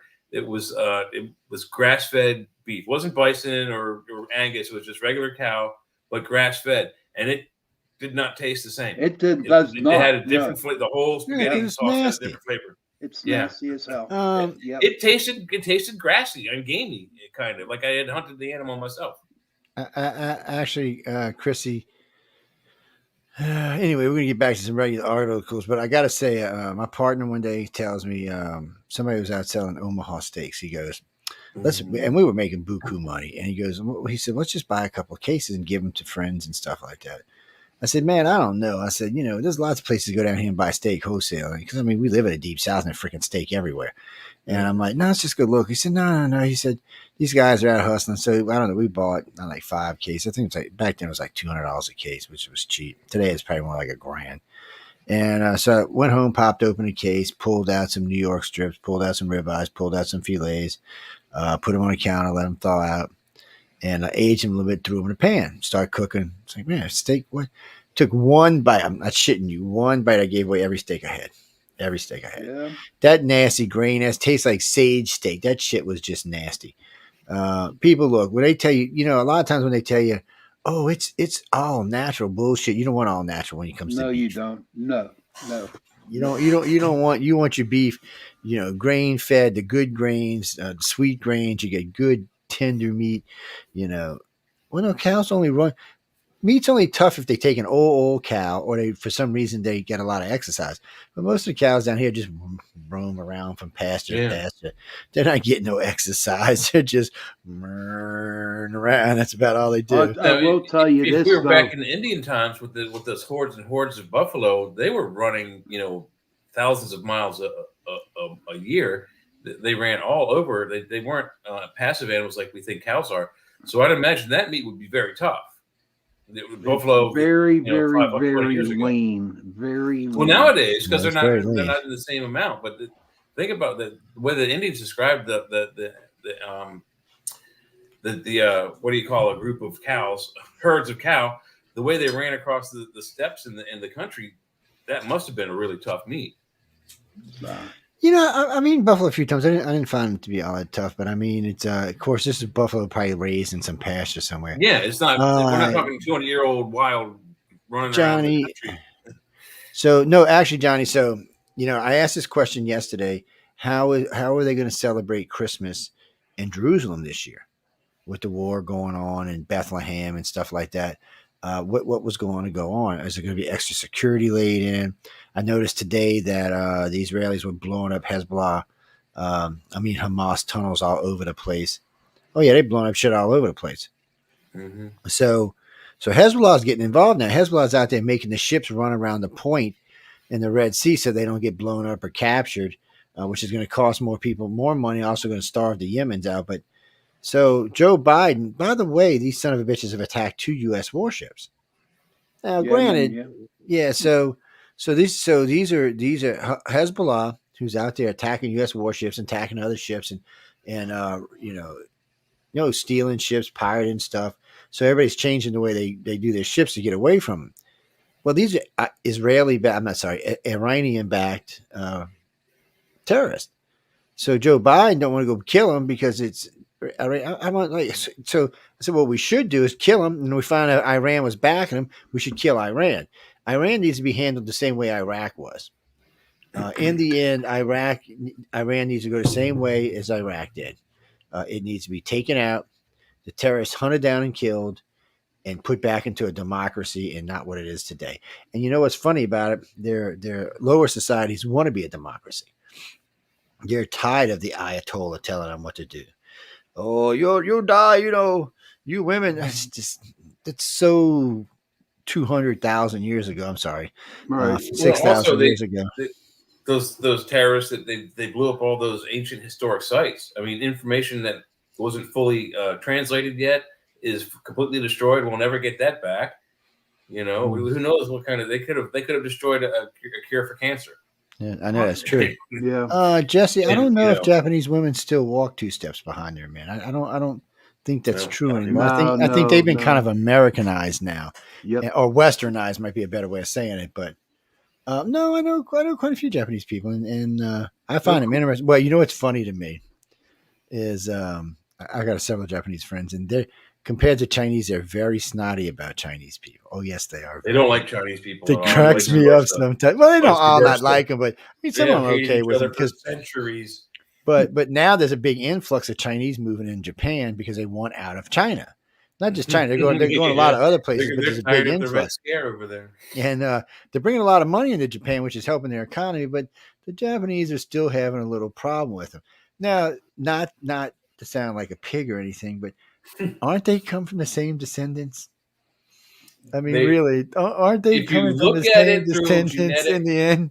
Yeah, if you look at it through genetic window, they come from the exact same haplogroup as they say in the what's the World Genome Project. Yeah, they're from the same.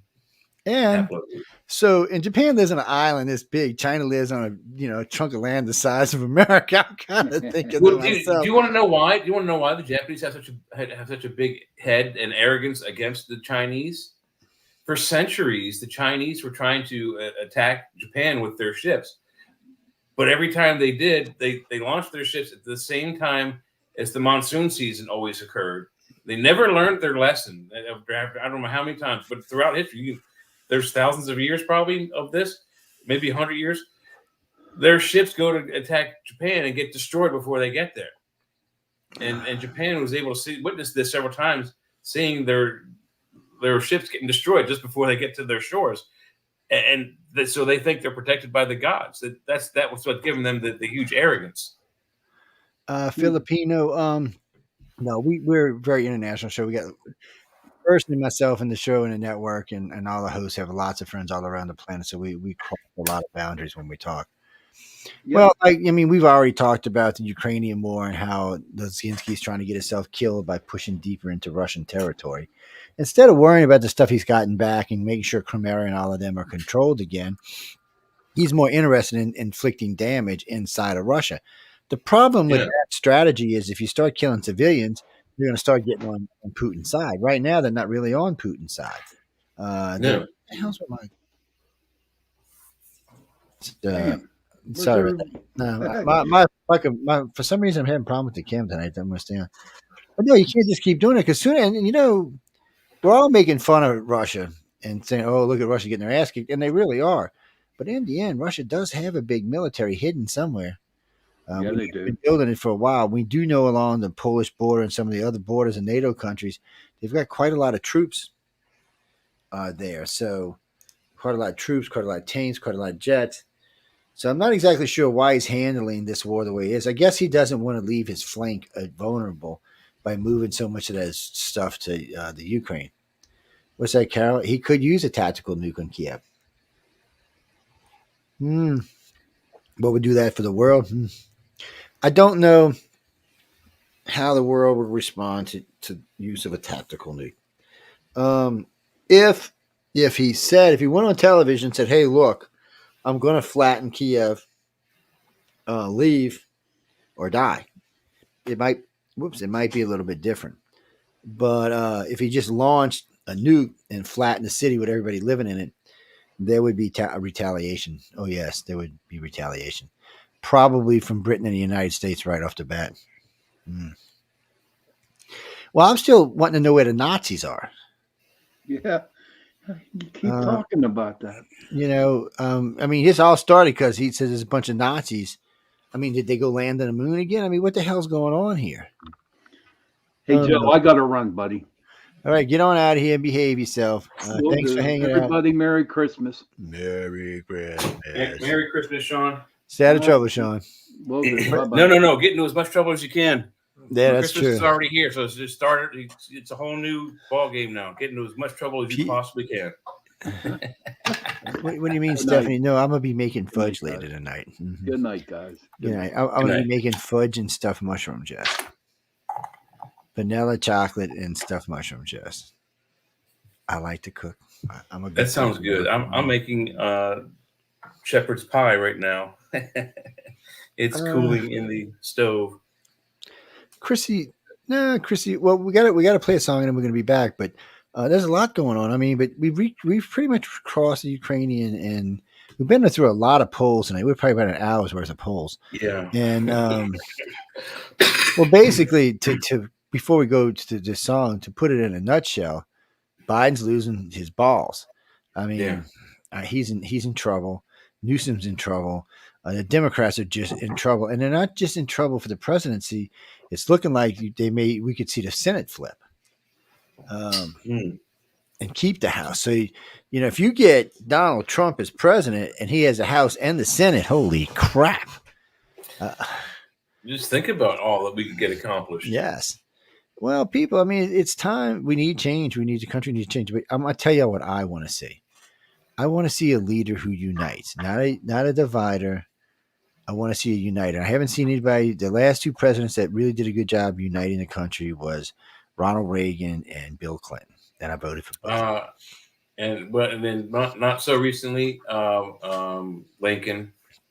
Yes, I mean, let's face it. Washington, the Civil War ended. Actually, George Bush, baby Bush, actually is considered a uniter because he all of his votes for the first 4 years were like 90% and on his favor. But that's because one, the Russians had one of our planes and we were about to go blow them off the face of the planet, and two, somebody blew up the Twin Towers and pissed off the whole country. People forget before the towers went, America was more angry than they are right now. I mean, we were on the verge of a serious, maybe not a complete revolution, but at least a break. Or perhaps at least an internal civil war. Yeah, we were just to the point where, there's enough bullshit. And we're getting close to that now, but that's the problem. It always seems like something happens before we reach that point. Yeah. No, we were pissed. And then, boom, somebody kills 4,000 Americans. And we're like, really? Oh, yeah. F Wait you, a minute. buddy. Yeah. And then the whole country's on the same page. It didn't matter what skin color you were, what sex you were. Everybody was on the same page. And our page was kill as many Arabs as we could kill. Yeah, I said Arabs because Americans are stupid and didn't know who exactly we were killing. Right. We were just killing people in the Middle East. They didn't know, man. They're like, kill all the Middle East. Just blow them all up. Right. And at the end of it all, who do we wind up killing? We had to actually go into Pakistan and kill a bunch of Pakistani people guarding an asshole that came out of Saudi Arabia. Well, guys, I mean, it's unfortunate sometimes. It's like Obama with his he killed, I think it was the first set of cruise missiles his first 4 years. He killed something like 38,000 people, and a bunch of them were women and children. And in his second thing, it was like 26 or 27,000 people. A bunch of them were women and children. He flew more Saudis than any president before him, except for a World War II president. And even more ironic and worse than that is he actually promised. I watched all of his videos before the election. He promised that he was going to stop the war that we were already in and would not escalate anything that we had going on. And what was the first thing he did when he got in there? Is he escalated the war we were in and started another one. Yes, but he did eventually end. He did eventually end the Iraq war, so that he gets kudos for that. But he didn't do anything. But he did the exact opposite of what he said he was going to not do. He well, and then he got the Nobel Peace Prize. How do you get? You got two wars going, and you get the Nobel Peace Prize. I'm like, what? Yeah. So Nobel means go kill somebody. That's how you get the Peace Prize. I don't know. Because you can't have peace without war. They just should have said, "Look, we're giving it to you because you're the first black president." They shouldn't even made any bullshit pretense of what he was getting it for. It was a participation trophy. Here, you're not the last winner. You're Jimmy. No, there has been no proof of any Nazis anywhere in the Ukraine yet. Look, I read every day about it. I know not from the Russians or the Ukrainians. I haven't heard anything about Nazis. Every time I hear Nazis, it's about Nazis on the moon or some shit, working for NASA and stuff. The last place I heard of the Nazis were alive on the planet was Operation High Jump when they went down to Antarctica and had the last battle of World War II. Mark, I'm pretty sure Oppenheimer was a German. Huh? Robert Oppenheimer's American. Oh, was he? Wait, who? Oh, okay. I'm sorry. I know Einstein was definitely a German, but Wernher von Braun was German. He was actually a war criminal. Von Braun was the shit, man. We'd have never got to the moon without Von Braun. We wouldn't have, but we would eventually, but it wouldn't not as fast. The things the things that we allowed those guys to get away with doesn't really outweigh that huge step. Well, no. So if y'all go, what is it? The Manhattan Project. You go look at all the people that were on it. More than half of them were World War II German scientists that America stole or made deals with and brought to America. And also a good bunch of them were Jewish as well, which is that they saw the writing on the wall. Most of them got out of Germany, before they were killed. Well, Jimmy, they could have been the ones that those German scientists were probably working at Roswell when the Roswell crash happened. Yeah.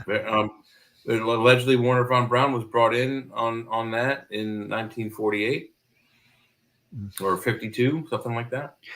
Yeah. Michael, I never met von Braun. I think he passed before, or he was just too old to do interviews with. But I did meet. Died in 68.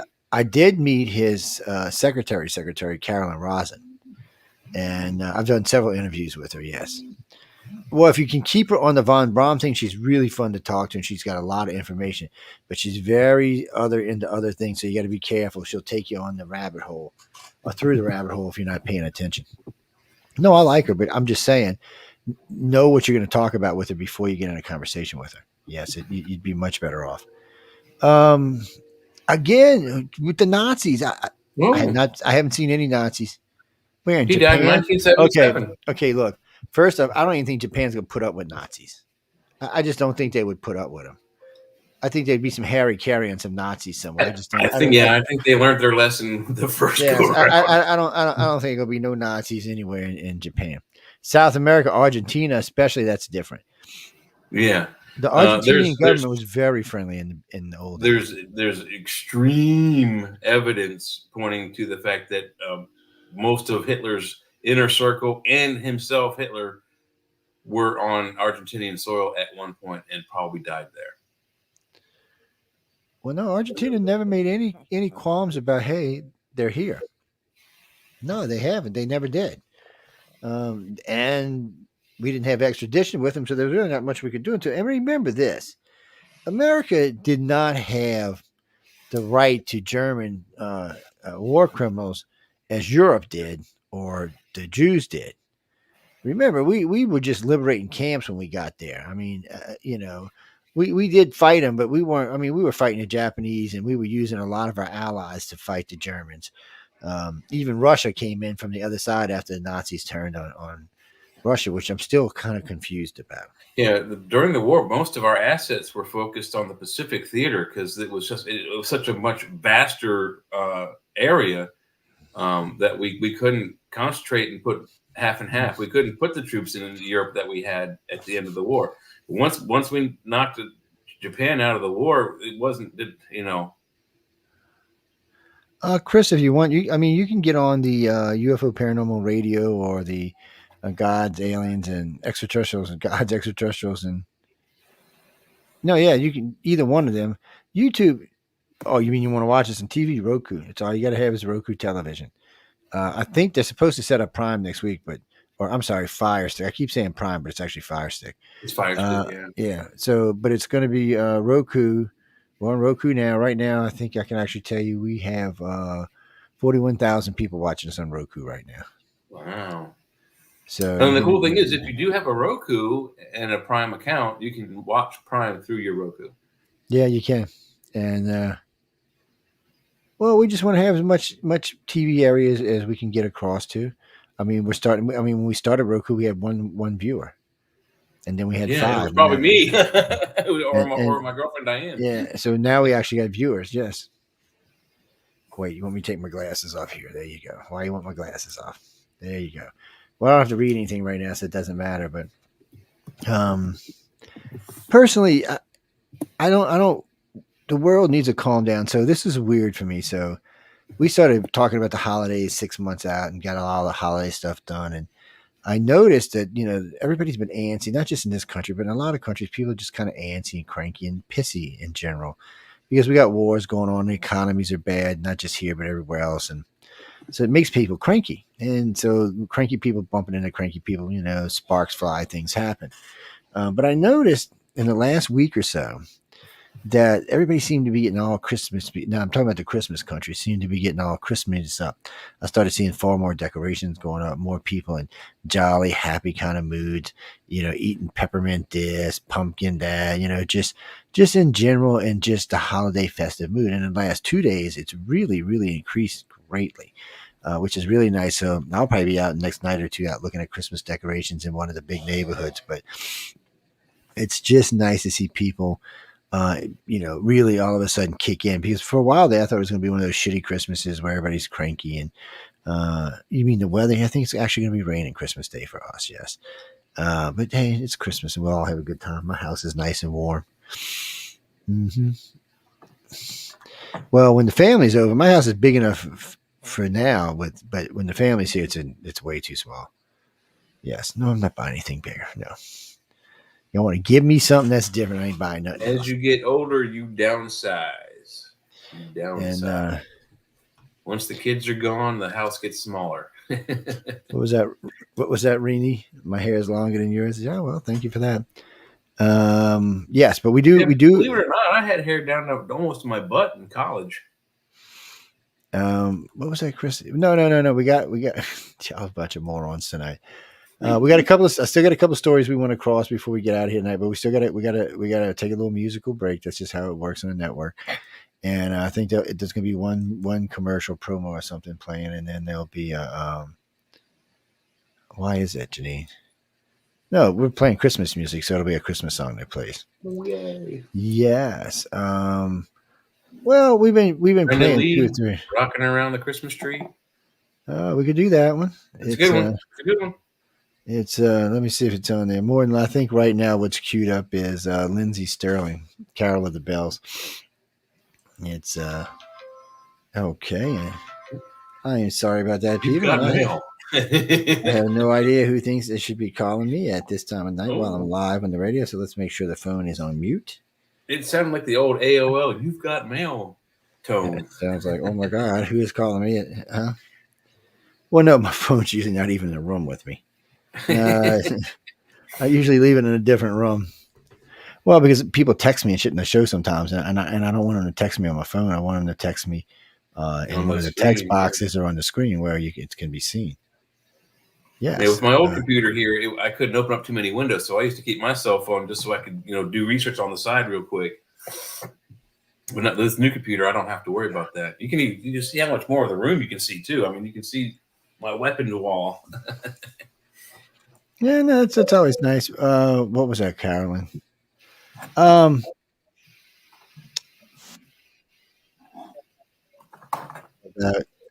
Where the economy's sitting right now, what can you expect in the near future? I've got some friends. We'll talk a little bit about Bitcoin and what they call node trading and where gold and how stable things are right now. We'll talk a little bit about it. We don't want to get too much in the economy because we still got some other things we want to talk about as far as our leadership in our country, bills coming up, lawsuits going on, and things like that. Well, yeah, that's not the only thing coming up. Gas is coming up. Yeah, and gas is going down pretty good down here. It's gotten down to 208. We were at 330s the last few months. Now it's up in the almost 350, 345 right now for regular, 385 for high test. And diesel is almost $5, $4.49 a gallon. And that's something that bugs the crap out of me. When I was a kid growing up, diesel was like the cheapest thing you could ever buy. Yeah, I mean it was dirt cheap. I mean, it was just cheap. And now, for some reason, it's 3 times as much. And so, well, they use it more. I said, no, there's a lot of trucks out there, but they're not burning more diesel than they are gas. And what are you talking about? Michael, JP fuels are not diesel. Who told you that? No, they got JP3 and JP4 and JP5 and JP6, and they got jet fuels, which are just for jets, and then they got turboprop fuels, which kind of act like diesel, but they're not diesel by any means. Yeah, it's like 98 proof or 99. Yeah, they're not. Diesel's not quite the 100 octane that planes really need. Yeah, diesel's a low flash point, and these are high flash point fuels. Yeah, well, yeah. Diesel's a dirty gasoline. I mean, they have much bigger fuel filters in the lines. They have to be changed out more frequently. Oftentimes, if you've ever driven a diesel, you have to turn the key on and wait for the glow plugs to heat up. Yeah, and until they're heated up, the car ain't going anywhere. So, those movies where they show a guy jumping into a diesel Volkswagen in Europe and starting it up right away and going, no, doesn't happen like that. Sorry. It takes 30 seconds to first get the key on, then another 5 minutes for those glow plugs to warm up. So, anyway, ladies and gentlemen, we're going to be taking a short break in here in a minute.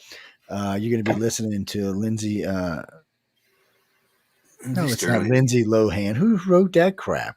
You can see it on the screen. What are you talking about? Oh my God. Lindsay Sterling. Y'all are in crap. But anyway, a couple of promos in the song, then we'll be back. So everybody behave themselves, and we'll.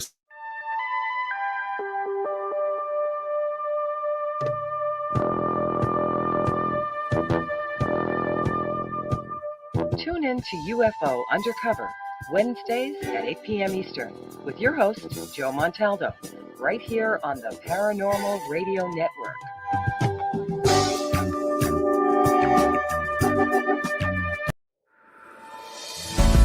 Looking for stories that are fresh and new? Dark fantasy, humor, space exploration, time travel, cyberpunk, alternate history, and more. They're in the L. Ron Hubbard Presents Writers of the Future anthology, from 24 award-winning authors and illustrators, plus art and writing tips and bonus stories. L. Ron Hubbard Presents Writers of the Future. Buy your copy at galaxypress.com, Amazon, or wherever books are sold. Looking for something new in dark fantasy, humor, space exploration, time travel, alternative history? They're in the L. Ron Hubbard Presents Writers of the Future That's anthology. ludicrous, but I got you. Get Hang the on. 10-volume Like a box good set neighbor, with State Farm is there. 159 stories in full color illustrations, plus 34 articles with writings and art tips.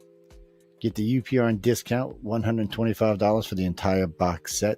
That's a $60 savings for that beautiful box set. L. Ron Hubbard Presents Writers of the Future. Go to uprntalkradio.com, click on the link, and place your order. Well, isn't that nice? People get out there and buy the damn thing. Actually, that is that set right there behind me. You have a hard time seeing it, but it's right here because I got so much stuff in front of it. Let's move the mic up. There you go. And there it is. Don't pay attention to Bob. Bob will bite you if you stare at him too hard. But that is all 10 books. That is book 30 through book 39. There are 158 stories. There's some beautiful artwork. These are anthologies. To who just asked me, yes, these are anthologies. So each book has 12 to 14 stories in it, plus a bunch of artwork, and it has a lot of good stuff. Hundreds of illustrations. And you know what? It's PG-13. There is no heavy cursing, no heavy sex, no blood, no guts. Nudity. The stories are always fun. These are all top winners. A lot of these artists go on to be actually, a lot of these have gone on to be millionaires. Some of these guys have actually worked with Dune and stuff. I mean, they've got a lot of credits. And you got to remember the judges here. You have Tim Powers, who wrote A Stranger Tide. If y'all don't know what A Stranger Tide is, that is the Caribbean movies, all of them. Yes. He wrote it. Took him forever to get credit for what he did, too. They stole it, but he finally got it. One of the winners was Kevin J. Anderson, Yes. and he partnered with the son of Frank Herbert, Brian Herbert, and wrote the prequels to Dune, which were very, very good. Yes. It is involved in the current Dune as well. So, you've got Orson Scott Card, who wrote Ender's Game. There's a lot more than that. I mean, and then he's now a judge. Yes. You got Tim McCaffrey, who's I had some of his books. I had Anne McCaffrey's books too. Anne McCaffrey's son, who's Anne's well-known writer. The thing of it is you have Dean Wesley Smith, who is like just a prolific writer. He's all in one, though. He does everything. He has his own publishing company, his own distributing company. He does his own writing. I mean, he's a lot of fun to talk to, too. He's really got his stuff together, so he's always fun. But they're all there for these winners, and they're all giving this advice that you can't get anywhere else. Oh, I enjoy it immensely. It's a lot of fun. I'll be out in LA in April, the last week of April. I'll be out there for 8 or 9 days, yeah. And when I find out what hotel it is, y'all can stop by and visit, yes. But I'm usually pretty busy, so you might want to call me ahead of time and tell me. Well, because I'm doing interviews, I'm hanging out with John Goodwin, who's a friend of mine, and you got cameras around your neck, and you're doing pictures and videos. And a lot of times, I'm in the hotel room with 4 or 5 or 6 winners doing interviews. So, but just call me. I'll always make time to go to lunch, go to dinner, or something. I have a good time when I'm there. I do. Actually, I've missed out on a couple of really good dinners because I was in the middle of doing interviews when John called me. I said, "Fuck, John, don't call me now." I got like 8 people in a room. I'm like, last year was the toughest year I've had since I've been with them. They had a really big tight schedule, and they got a lot of good judges. Oh, you mean illustrators? Oh man, Tom Wood's a friend of mine. He's great. Matter of fact, he's going to be on Arthur's Quill with me tomorrow. You should come join me, Jay. He's going to be on Arthur's Quill tomorrow from 3 to 5 with me. We'll just be talking about random stuff. What time? 3 p.m. Yeah, to be 4 p.m. your time. Yeah, I will have people here. Oh no, don't worry about it then. No, I will. I will too. But this was already a pre-scheduled thing. So, but what I'm talking about. So I haven't even talked. I got to talk to Jeffrey. I got to catch up with him because I'm gonna make Jeffrey. So what's going to happen with this show? The Author's Quill. This show is designed for either 6 to 8 hosts that will host. Each host will have every 8 weeks they'll host one show. And they can do a guest themselves and bring on whoever they want, or they can have Carmen from Galaxy Press do the guest. It doesn't matter. And Carmen just doesn't get guests just from Galaxy Press either. He can get them from other places for you. So he's the one. So this is a weird, strange story. So I don't know if any of y'all know who Jim Mars is. Jim Mars was one of the best researchers I've ever met in my entire life. And solid dude. Never met him though. Him and I became really good friends over the years, and he did a lot of UFO research. He did a lot of other shit. He rewrote the Kennedy case. He did a freaking fabulous job on that. And him and I decided one day to do a show on it because it strictly was politics, and it was Crossroads. I mean, it was a great show. It was a great book. But anyway, but Jim, the basis for the JFK movie. Yeah, so Jim knew Carmen at Galaxy Press. And they knew John Goodwin and them, and he was doing stuff for Galaxy Press when he told them about me and said, you should hook up with Joe because he can help you with those things. And ever since then, we've been friends. Jim Mars was a great guy. He really was. He really was. Well, no. Yeah, like I never met him, but I've been researching UFOs since I was like 11. I'm 56. So you can do the math. I've never heard any researcher, even bitter, angry, fake guys. No one's ever said a bad word about Jim Mars. Because he was a solid hardcore researcher. Solid dude. And I'd tear his ass up on air. I'd challenge him and all kind of stuff. But he was because he liked it, and he was going to have an answer for you. He wasn't just going to fall over like, man, I got whooped here. No, that wasn't Jim. Jim was going to be like, oh yeah, you want to fight with me? Come on, we're going to fight, buddy. And that's just the kind of guy he was. And he was a lot of fun to talk to. And I just enjoyed his company immensely. I hated when I found that he passed. A friend of mine wrote to me and told me about it. I was like, well, that bites. So I meant to mention this earlier and I forgot. So the Russians. So the Russians took 3 of their top of the line bombers and sent them to the Ukraine. That was going to blow the shit up out of Ukraine. The Ukrainians laid a trap and killed all 3 of the bombers.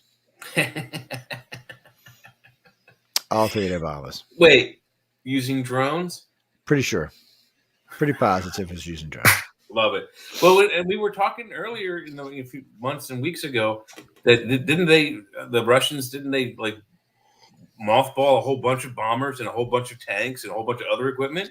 Yeah, and that was one of the lead stories we talked about tonight, that they were putting all of these things that make drones quit working on their vehicles, but the Ukrainians were still killing them anyway. Whatever these Russian things that were using to keep the drones from attacking wasn't working.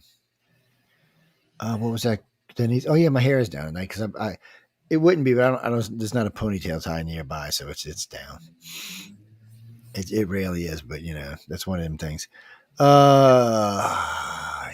I moved to Russia, I'm gonna tell you a little secret. I was asked to speak in China, a 2-year tour just recently, and I thought about it really heavy because it was really good money. I'm just gonna tell y'all, it was 6 figures. It was good money, and plus they pay for everything. So you get the money, but they pay for everything: hotels, food. Yeah, you probably get a per diem for food. They take you out and they let you go. So you work X amount of days, and then they give you a tour guide and let the tour guide take you around and show you around wherever you want to go. They actually even give you an inside tour of the Forbidden City. There's a lot of perks to it. But so I'm reading about China. First off, right now they got 5 different versions of COVID running around. They've got some respiratory ailments that makes COVID look like playtime. They're thinking about invading Taiwan. I was like, they're all sucking up on Russia's ass. I'm thinking maybe Americans not a good place. How World War II started? I mean, there was like all these little border skirmishes all over Europe, and then all of a sudden, boom. Well, what was it? Let's see. One started for the sinking of the Lusitania. That must have been World War I. That was World War I. And World War II. Oh, World for War II us, it was commences a bombing the of Pearl Spanish Harbor. Civil War, and then Germany tests their new MP-38s and their tanks and their planes in Spain. At the same time, they take over Spain, and then that's what just cascades from there. But for us, no, Chris, for us, we didn't get into World War II until they bombed Pearl Two Harbor. years into the war, 2 years and Yeah. 2 years and 6 months. And nobody could understand why Japan bombed us when we were staying out of the war. I mean, we weren't even back in we weren't even back in the Brits. We were like, yeah, we'll send you some equipment, we'll send you some stuff. But we really just we weren't wanting to get into that. We just weren't wanting to get into the war. And then, of course, Japan blew the shit up out of Pearl Harbor. And that was it. We didn't have a choice. We couldn't just let that slide. So then we decided, well, if we're going to fight Japan, we might as well fight Germany too. Yeah, but see, it was fortune and fate and luck that they didn't kill our aircraft carrier, or we'd all be speaking Japanese right now. Yeah, it was. Swear to God. Yeah, no, we got lucky for some reason. Not just there. I mean, Midway turned the tide of the battle. If we hadn't taken out their 3 major carriers at Midway a year later, they had 3 at Midway. We had 4. They tore up the Yorktown. No, they had 4. We had 3. Oh, is that what it was? And one of our, we had 2.5. One was like the election had been almost cut in half at the Battle of Coral Sea, like 3 weeks earlier. Well, I know the Yorktown pretty much lost its death. It was the Yorktown. It would have been the Yorktown. Yeah. I know it had been so severely damaged that the captain actually called for abandoned ship while they were on station at the Battle of Coral Sea. It was reported up the chain of command to Admiral Nimitz that it was sunk at that point. The other 2 carriers made it back to Pearl Harbor. Then they're all like at Pearl Harbor. They're mourning the deaths of all these sailors that died on the Yorktown, and then it comes a day later it shows up. It's some steaming in. It's like, no, man, we didn't get something. They came in on fire. I mean, they're smoke trailing, and half the crew dead. It was not pretty. Half the equipment was destroyed. What do you mean? Do I think we're going to get into a war? Well, I look at it a little differently. She's got kids. Putin's got kids. Any nuclear war means everybody dies. I mean, it don't matter where you. So yeah, Xi Jinping and Joe Biden, Putin go all live on the ground. But what kind of life is that? No surface for 10,000 years. I mean, the nukes we use right now are so antiquated that they're going to pollute the top of the planet for at least 100,000 years. It sounds like you're describing star blazers, where the planet has been radiated by the Gamelan Empire, and then the human race is underground. They build a spaceship out of the former battleship Yamato from World War II and go out into space and kill aliens. That sounds fun. It sounds like you're saying. It's it's just. Well, no, there's all kind of underground facilities in the United States. Not just here. Yeah. In all countries, there's underground facilities. But there are enough tunnels under Washington, D.C. that you could get successfully into Virginia underneath the Potomac River by tunnel. Yeah, there's so many tunnels there. That matter of fact, they were talking about this because when they closed that hotel down as a bomb shelter, they were talking about there's so many tunnels there they forgot some of them. They recently found a map of some of the tunnels they didn't even know existed. Same with New York. There's so many tunnels, old railways that are no longer in use that they don't know where they all went to. They don't know where they stop or where they go anymore. If you look at D.C. on a map, before Dulles was built, Dulles is in Virginia. Washington National is also in Virginia, but it's on a peninsula in the middle of the Potomac River. So it's surrounded on all 3 sides by water, this airport. And that airport and Andrews Air Force Base, which is also in Maryland, are where they would evacuate the president in emergencies. How do you think the president would, or anybody from the White House would get to National Airport?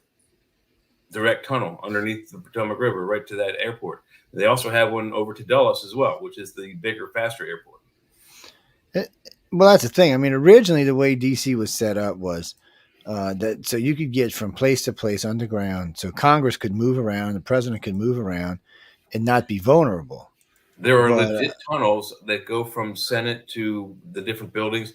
Then they were built that they're not, those aren't secret at all. They're not top secret. It's just like the University of Baltimore campus. It has the same thing. They have certain areas where there are tunnels, which is a bad idea. There's been some, sexual attacks in these tunnels at that school, but they have tunnels underground so that the students can go from place to place without getting, rained on, snowed on, and what have you.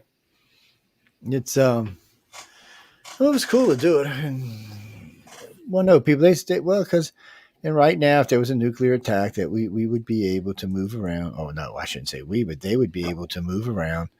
And with the Vietnamese. Yeah, well, that's the whole point of having them. Yeah, the entire underground of the Vietnam countryside is riddled with networks of tunnels, and not just from the Vietnam War. There have been multiple cultures and different political allies and enemies that have tried to take over Vietnam. None of them successfully because of the network of tunnels they all use to travel underneath the swampy areas. You'll never ever take over Vietnam, no matter how hard you try. Tunnels are the winning thing. Well, it definitely works out. What do you mean, Chris? You hear me clicking? Oh yeah, I'm clicking through a bunch of pictures from Writers of the Future, one of the gigs we did. I was just looking. No, so no Nazis in the Ukraine so far. Yeah. Zero Nazis. We knew that from the beginning, I think. Anyway. Do I think that Israel should stop killing people? I think Israel should stop killing people when people stop killing Israelis. I mean, I don't really know.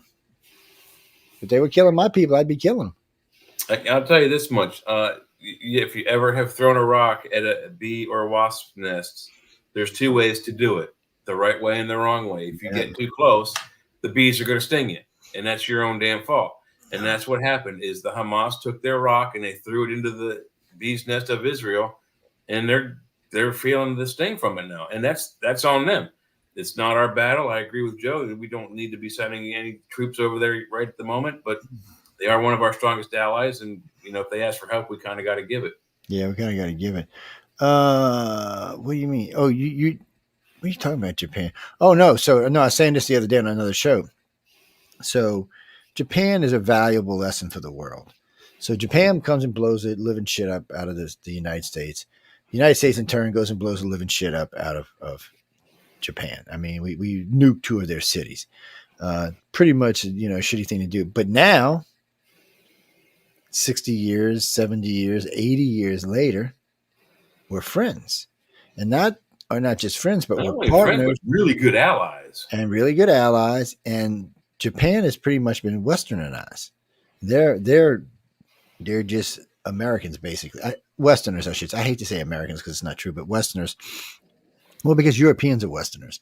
I don't want to say they've been Americanized, but in a way they have been, because the U.S. is the one who really led this stuff out, and then the rest of the world played catch up. And no, I got a lot of Japanese friends. I do.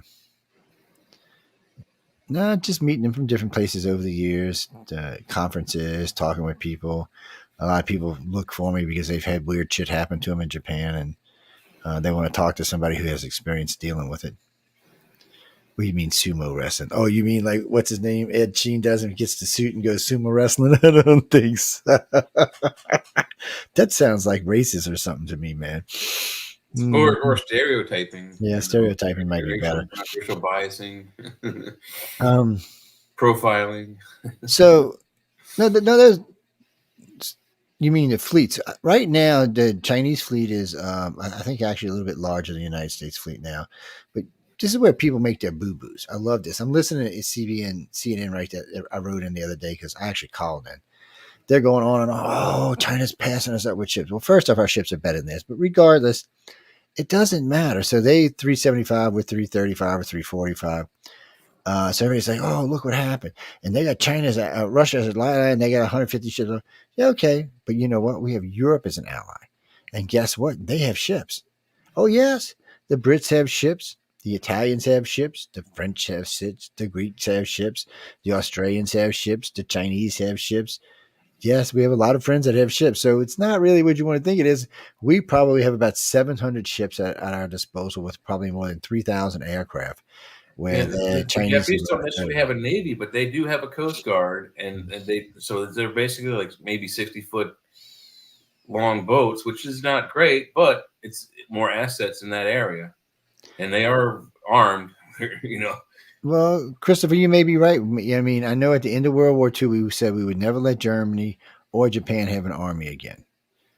Oh no, we didn't say that about Japan. We said Japan could never have a navy. I think with Germany, it was no army. It's well, no, they were supposed to have a peacekeeping force. It didn't really matter what it was. They were just supposed to have a peacekeeping force and nothing larger than that. And if you drop a map of Germany, every major city has a huge either military, army, or Air Force base on it from America. Yes, ours. Yes. He's not talking about Germans. He's talking. Oh, speaking of that, Munich, the U.S. is reclaiming. There's a base everywhere. Yes, there probably is. The U.S. is reclaiming one of its Pacific Islands base near China, just as a warning to China. We're putting it back full Air Force base, full Navy and Air Force base. I don't know. I don't remember hearing the name, but it's one of the bigger islands. Well, there's a lot of islands out there. There's a lot of islands. Yeah, there's a lot of islands out there that we used during World War II that we haven't used since. Now, you go to islands. There's abandoned islands that they got buildings on and runways and shit, but there's nobody there. Wake Island is the only landmass we owned that was close enough to launch bomber attacks to Tokyo. Yeah, well, this is to irritate China.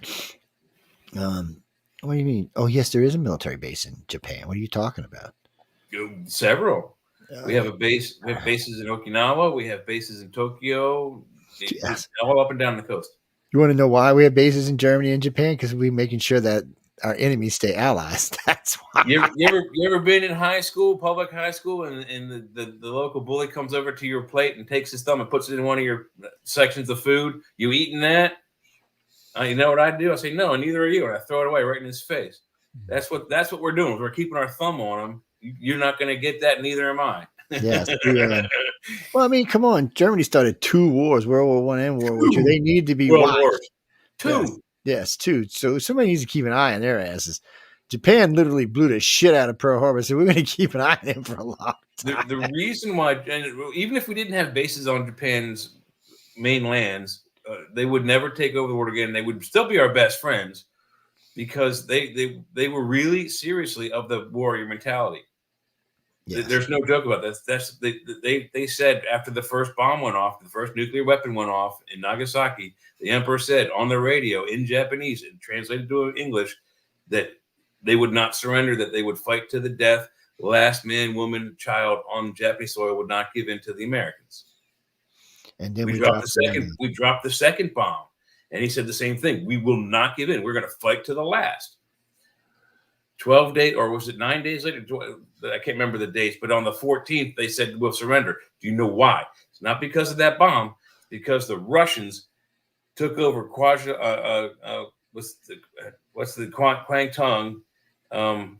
Japan took it over, and they changed the name of it. The emperor's nephew was the governor, the puppet governor of it. They killed him in the streets and were lining up on the shores waiting for their troop transports so they could go across the Japanese Sea and land on Japanese soil. That's when they decided to surrender. They weren't afraid of us. They weren't afraid of getting nuked again. They were more afraid of becoming a communist country like China became than they were getting nuked by us. That's when they surrendered. What is that, Denise? Well, Japan's a democracy, or whatever they call themselves. No, we're not a democracy. See, people get confused. People are, oh, no, United States is a democracy. No, we're not. We're a republic. It's different. A democratic republic. Yeah, we're a democratic republic is what we are. But we're a republic. We're not a democracy like you think. Democracy is a full-out democracy is a little bit different than what the United States is. Well, there's nothing wrong with what we are. Our biggest problem is we need term limitations, big time. We need age limitations. So you can't do that because that's discrimination. But yes, you can, because there's a mandatory federal law, or was it constitutional thing that says at 65 or 70 you have to retire. Look, that doesn't apply to senators. Come on. Yeah, but some of them are still good. Like Trump. Trump's going to be in his 80s. He's going to be a good president. But Biden just can't. He's so what we need to do is it's going to have to be taken on a case by case basis, because some people are going to be much smarter, much older. They're going to be, and they're going to have their facilities together. Some are not. Yeah. And as society grows, I mean, for me, Biden. so when I was a kid, 50 was like ancient. Your hair was gray, you're like 1 foot in a grave. Today, it's more like 85. I'm 50. My hair is not gray. My beard is. Yeah, see, that's my problem. My beard is, but my hair's not. What's Yeah. that, Janine? Oh, no, my beard is white. I thought about leaving it white tonight. Oh, I didn't even see it here, Roseanne. It's I thought about leaving it white for y'all to see Merry Christmas, snowy beard, but everybody bitches when it's white on camera. Oh yeah, it started with Prometheus Entertainment. I was in DC filming, and they were like, "Oh man, that thing's just, you can't see your face, man." You're whitewashing the camera, sir. So then the lady came out and started brushing it, and she said, "Okay, well, yeah, it makes me look younger because it doesn't." Yeah. Oh no, I do it too. I'm out of it now, but there's this great stuff you can get. It's got like a plastic comb, and you snap it onto it's a binary liquid, and it shoots up into the comb, and then it turns into whatever color, dark brown, light brown, whatever. And you comb it in there for like 5-10 minutes, and then you rinse it out. Looks just like the hair on the back of my head. Yeah. It's awesome. You lose 20 years. Well, you still feel 30 years older, but you lose 20 years in your look. So what are you talking about? All Asian countries are going to get together. Japan and China just don't like each other. They never liked each other. They hate each other for centuries. Japan conquered China twice. Last time they conquered them just with giving them food. They were trading them rice for guns because they were starving. See, that's the problem for China. China's vulnerable in the fact that if you cut off their resources, they're in trouble. They can't produce enough food and stuff or fuel to take care of their population of 1.4 billion. They just can't. Put it like this: they invented the rice paddy method of growing rice, which is very efficient, but it's so hard to do. It takes up so much water and so much time that it's really only enough to sustain a local area, a village, a couple of villages max.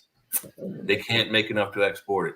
And if you look, some of the major exporters of rice are like Thailand and India and Pakistan and other countries like that. And I can give you, for a cooking aspect, if you're going to buy any kind of rice for steaming, make sure there's a silhouette of an elephant. Thank you, Dragon. Not a monkey. Mm-hmm. What do you mean? Yeah, we do grow rice down here in the South, and you know what's funny is we dual purpose our rice fields. China started doing it now too, because you can get Chinese crawfish now, but our rice fields have crawfish in them. So when we when we're growing rice, we're growing crawfish at the same time. So it's a dual harvest, and you make more money off your rice. Boil.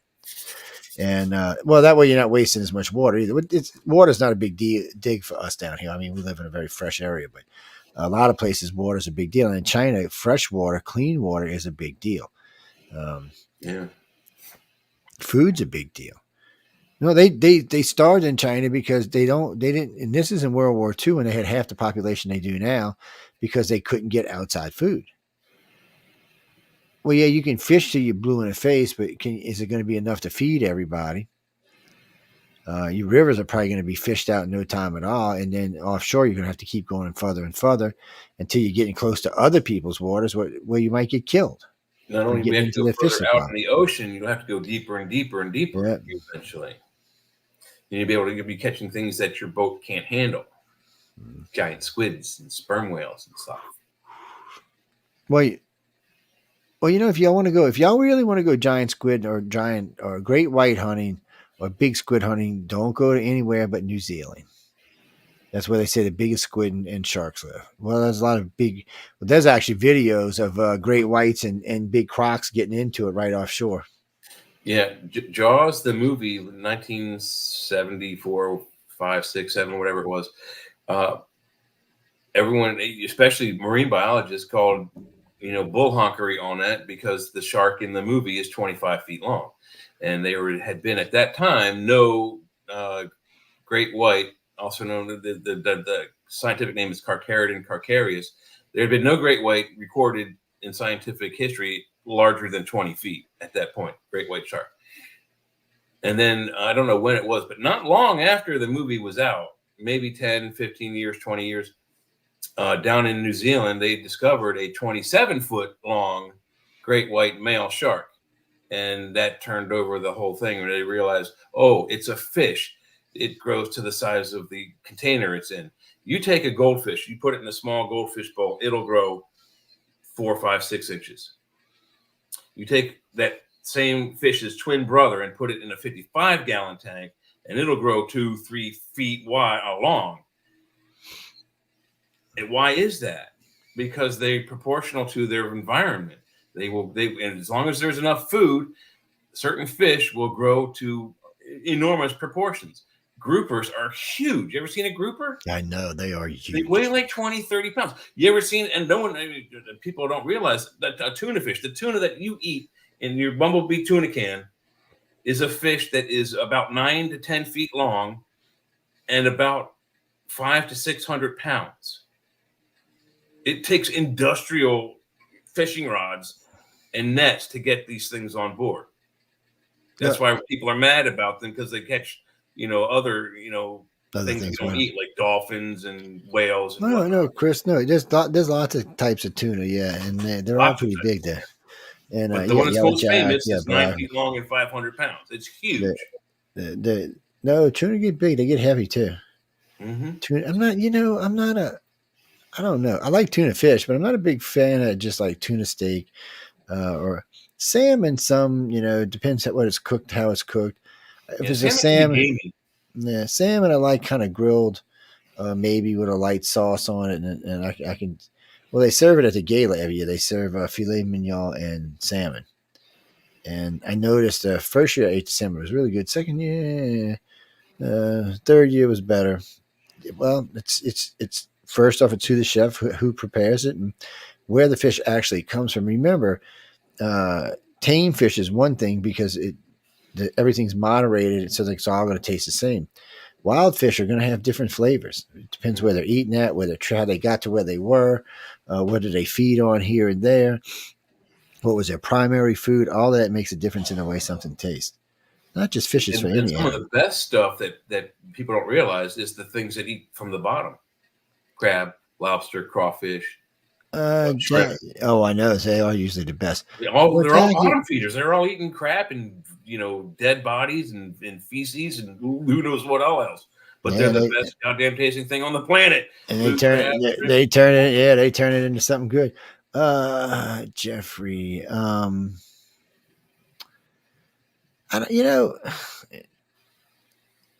some raw stuff. I mean, steak tartare, I can eat it. It doesn't, it's funny. Okay, so steak tartare is technically raw. It's raw, usually filet, and it's then really sliced. But they serve it with like a balsamic or a lime or something. Anyway, in case y'all don't know, citrus actually cooks stuff.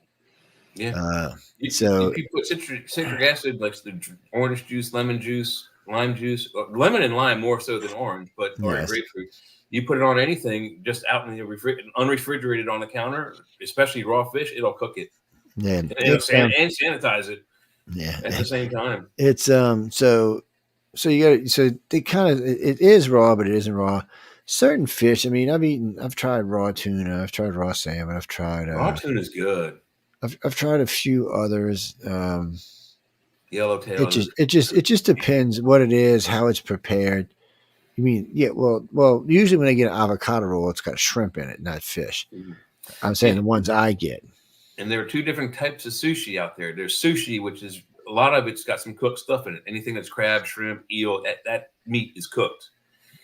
Then you have the sashimi. That is all raw. Nothing is cooked in it except for the rice. Yeah, except for the rice. Except for the rice. Rice is steamed. Everything else is raw. You get raw kelp. Well, they have to put the kelp in warm water so it gets pliable. But in any event, there's I've had this thing called rainbow roll. Oh, it's 3 different types of fish meat like spiraled over rice, no kelp. It is nasty. I can't. It almost made me vomit when I tried it.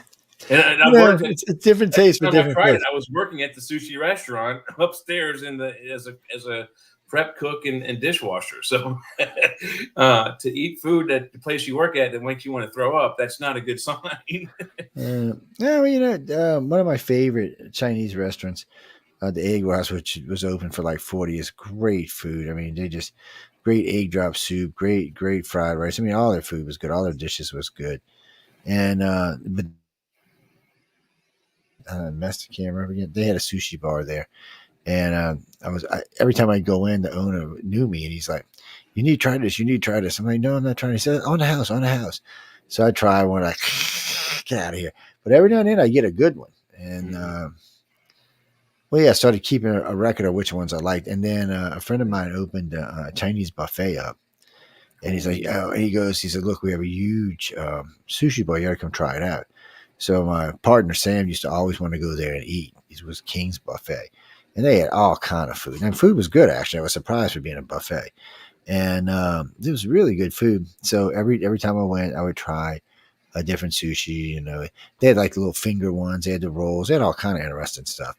They had some stuff that was like just a piece of like salmon with I don't know what the hell they put on top of it, but it was pretty good. Well, Jack, you see, this is what's weird. I'm from the deep south. There's a lot of seafood down here. I mean, literally. And raw fish to you is bait, not food. Yes. So, and there is a lot of seafood down here. And so you name it, we eat it down here. So it's one of this. And Jay's right, for us, raw fish is bait. We're out looking for the good stuff. But exactly. You name it, you can't name a kind of fish. Little tiny squids down there. Yeah. I fished in Florida. They had these little tiny, not squids, little tiny fish called croakers. They make all this. Yeah. What are you using? What are you using for? We chummed them up and we caught up a whole bunch of some guy on the boat caught a sea bass. Oh, huge sea bass. Oh yeah. Well, they got the big croakers, but they do croak too. Man, it's like a freaking frog. Yeah. They got the big ones. The big ones are pretty good to eat, but you got to kind of maybe like 4 or 5 feet long before they're any good. You got to kind of put them in and put the meat like soak them out. Now in my backyard, people, y'all are gonna be jealous about this. 2 times a year, the speckled trout come running through my yard. So not in the grass part. Part of my backyard's a bayou, people, just in case y'all didn't know that. And they come up and then they feed and they hang out for a couple of days, and you can literally catch 50, 60 in an hour. And they're really good. And if you cook them in a light batter with a little milk and just, man, they are really fabulous. No, in my backyard, just to make y'all jealous, I have speckled trout, I have redfish, I have drum, I have sheephead, I have blue crab that get like, yes, and I can put pods in the water. What, 13 inches? Down here, I think it's a little smaller than that. It's I think we can get 7 inches, and after that, they're fine. Oh, you mean the size they get? They'll get anywhere from 12 to 16 inches, and they'll get about yay. If you let them go, yeah. We are allowed. I think it used to be when my dad and my brother and I went down to the eastern shore to fish in the Chesapeake. I think the minimum was 4 inches point to point from one point to the other point on the crab, and we couldn't keep the ladies. We had to throw the ladies back. Yeah. Well, it depends what time of year it is. If they have eggs on them, you got to toss them back no matter what. No, in Maryland, if you're not commercial, you have to throw the females back. It's a Maryland law. If you get caught with females, it's a huge fine. It's like $1,000 per animal. Damn. So they'll let you eat the females down here. They just, and there is certain times of year that they won't let you because it's breeding time. But most of the time they don't care. You can eat as many as you want because there's just many females. Best recipes was a thing called she crab soup, which you can hardly get anywhere because of the restrictions on catching them anymore. Just because of the population, we were fishing the population now. They almost died out. Well, so. I'm allowed to put 6. It cost me $5 a year. I'm allowed to put 6 pods in my backyard and bait them up. And man, I was catching crabs like you wouldn't believe. Then all of a sudden, I'm living here a couple of years. The big round cages, not the dip nets. No, the square cages, the big square cages, commercial cages. And you use dip nets. You ever use those? Yeah, in the old days. Well, actually, the way I started crabbing was with a piece of string and a chicken neck. And my brother and I would do this. We were the expert at it. My brother was good at pulling them up, and I was just fast enough and shine up. They didn't see me to get him off with the net. Yeah, scoop them up, man. That was cool. They are so stupid. That was the first way I ever caught crabs. Then we started getting the pull nets, and then now we can use the pods. But see, my pods have they have extruders in them. They have circles. So if the crab's too small, he can get out. Yeah. But you don't have to It's worry 'cause about them. But if they can't get out that hole, you can eat them. the cages have an opening that gets narrower as it goes Yeah. in, because crabs and lobsters, when they walk, they put their claws out like this. And if your claws are too big, you hit the outside of that narrow tunnel and you can't Yeah. get out. But if you're a smaller one, you're out. But on these traps, there's like 4 holes about yay big around the trap, so they can get out through those holes. Man, I went out there one day. I'm pulling up the trap. There's like 7 beautiful crabs, and there's a redfish in there, like 1.5 feet long. Wow. I'm like, look at this sucker. So I was going to take him out, but I emptied the crabs and I left because he's pretty. I was going to eat him. I said, you know what? I'm just going to leave him in there. And I took the crabs. I came back next day. They was eating all over. There must have been 50, 60 crabs in there. I was like, look at this, man. I actually pulled my traps out of the water for the next 2 months. I didn't need them after that. Right now, they're not in the water right now because last time I crabs, I got a bunch of crabs. But getting to the point, people, see, for me, it's different. So a lot of my friends like a really heavy seafood flavor to their seafood. It's like if we're making gumbo, eating seafood gumbo, or any kind of seafood for that matter, they want a really heavy seafood flavor. Personally, I like a lighter flavor. I don't want to really taste the completely overpowering seafood. So like with shrimp scampi, I will clean it. I will peel and clean the shrimp first. That way, there's a much lighter flavor to the shrimp than if I put them in. It's supposed to have a buttery garlic flavor. Yeah, it's not supposed to taste fishy or shrimpy or but it is different for different people. Some people really like that heavy seafood flavor. I mean, really like that heavy seafood flavor. Yeah. Well, guys, no, we're almost done. No, we like to talk food. I mean, part of the show is we talk food, especially during the holidays. Oh, I'm making crab stuffed mushrooms, but I'm adding some little tiny baby shrimp to the crab stuffing this year, so they're just in there. Shit, Well, if you weren't a 32-hour drive, I'd be there in a heartbeat. So the crab meat's already picked and ready to go. So we just I'll tomorrow morning or even maybe tonight, I feel like I'll take a whole stick of butter, real butter, unsalted, drop all the crab meat in there, put the little tiny shrimp in there, cut up some 6 or 7 shallots, both white and yellow, cut up a half a white onion. And I'll tell you a little secret. If your house doesn't smell like garlic when it's baking, you ain't done something right. I mean, in your house, it should be overpowering. But I think we used 3 whole garlic, not cloves, the whole garlic. The whole garlic. Oh, my God. Garlic. We used 3 of them. So we cut them all up, put all that garlic in there. And there's a couple other things, but those are secret ingredients. And actually only 2 other ingredients, but those are secret. They top secret. It's some special season. And then you put it in there and let it all cook down for a while. You put your mushrooms in a pot and boil them, and then you take the stems and chop those up and add them to the crab mix you've already got going. Just toss them in after you chop them real good. Let it cook some more, and then after everything's set, I'll tell you there's a little secret to this. I shouldn't tell anybody, and this is a good secret for any kind of stuffing you do with mushrooms.